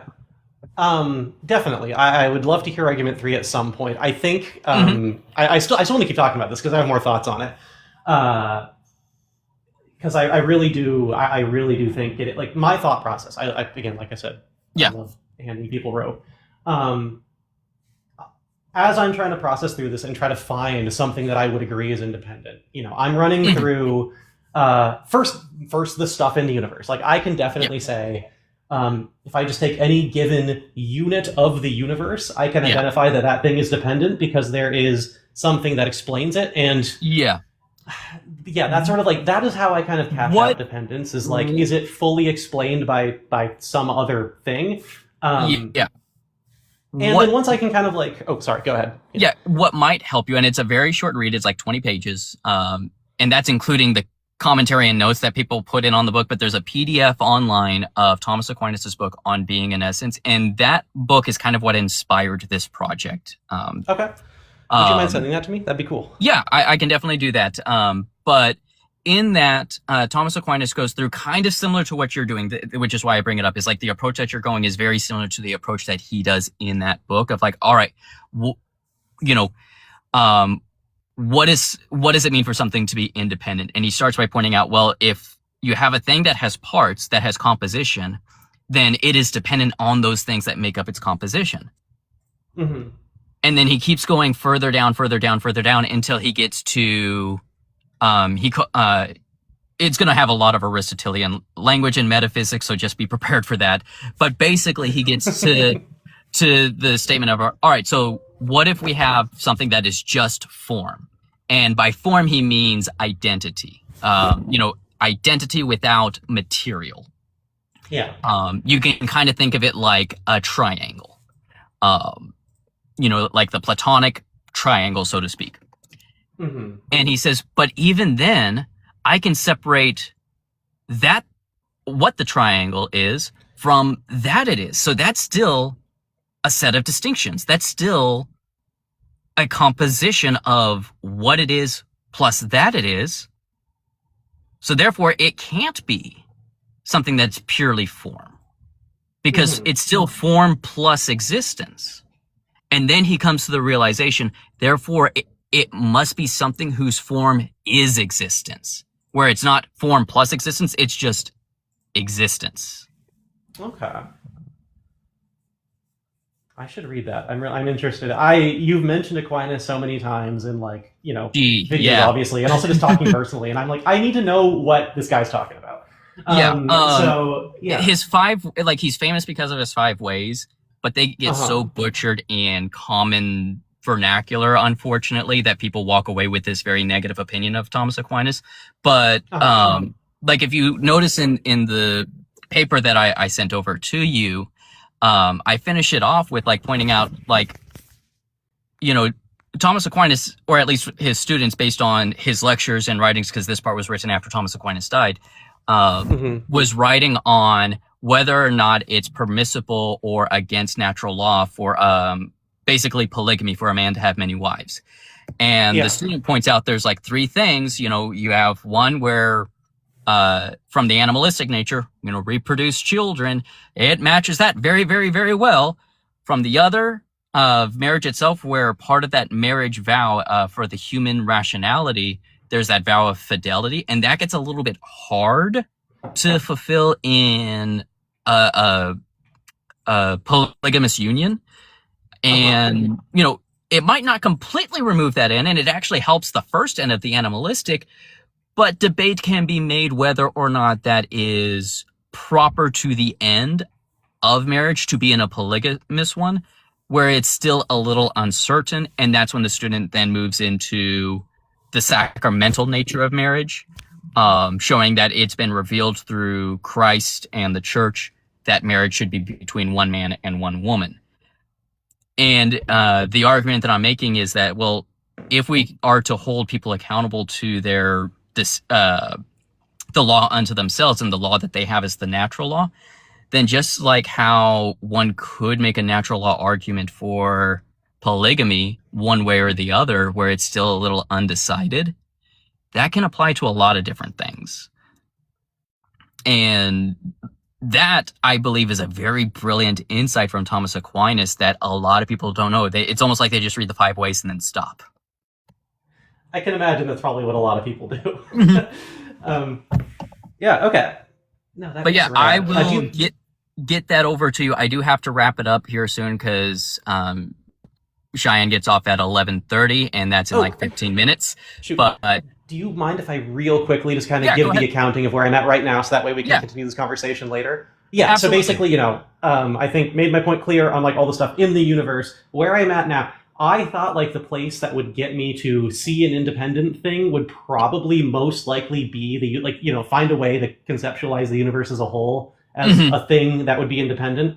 Yeah. I am currently at the point where I can recognize the universe as a whole as a thing under your definition. Yeah. It seems to me to be a thing in the same way unicorns are a thing, which means that it is dependent, on our kind of imagination of it. Yeah. And then that still makes it an infinite regress, but I still do think it explains everything within it completely, which means that I would consider it well-defined. If you want to get me on an independent thing, that's maybe the next point of attack. I don't know if you want to think on that, but that's where I'm standing currently. At this point in time for the argument, and the purpose of the book is less to get people to believe in God and get people to believe in Catholicism. But what I want to do is get this argument so well structured that when I start moving into the less solidified, the less structured side of things, people trust the work that I'm putting in because of how much effort and work was put in earlier. And even be like, even if I don't accept C, it's hard for me. Like, I'm not sure if I agree with premise 5, but I also don't disagree with it or don't know how I would disagree with it, but I'm not sure if I accept, like, where it gets to the point where they're like, I'm not thought. Yeah, effectively. And that's where I'm trying. That's my purpose in all of this, is just trying to get that seed of thought out there. Keep running it by me. I'm excited. Actually, I do reject C, but I accept P1 through 8. So. But yeah, the full thing, I can definitely run it by you. It is what I did post in the Discord, though. It has gotten a little bit of like grammatical tweaks and clarifications here, but I do have the current version on my TikTok. But it is what I ran in the Discord, so you're already, or should be already familiar with it. Well, I look forward to chatting with you about it more. I can hop off pretty quick. But yeah, it's been good talking. Absolutely. For everyone else that's in the guest box, like I said, I do have to get going. I got to pick my girlfriend up from work. But thank you all for coming. Mr. Shrimp, I did see you asking if you can jump on. I am taking the weekends off where I won't be on Saturdays and Sundays, but I am planning on having these a regular thing where I'm up Central Time 9 to 11, Monday through Friday. So join back up on Monday, and I'll make a note to make sure that as soon as I see you in, I'll put you at the front of the queue. But thank you everyone for joining, and hope you all enjoy the rest of your day.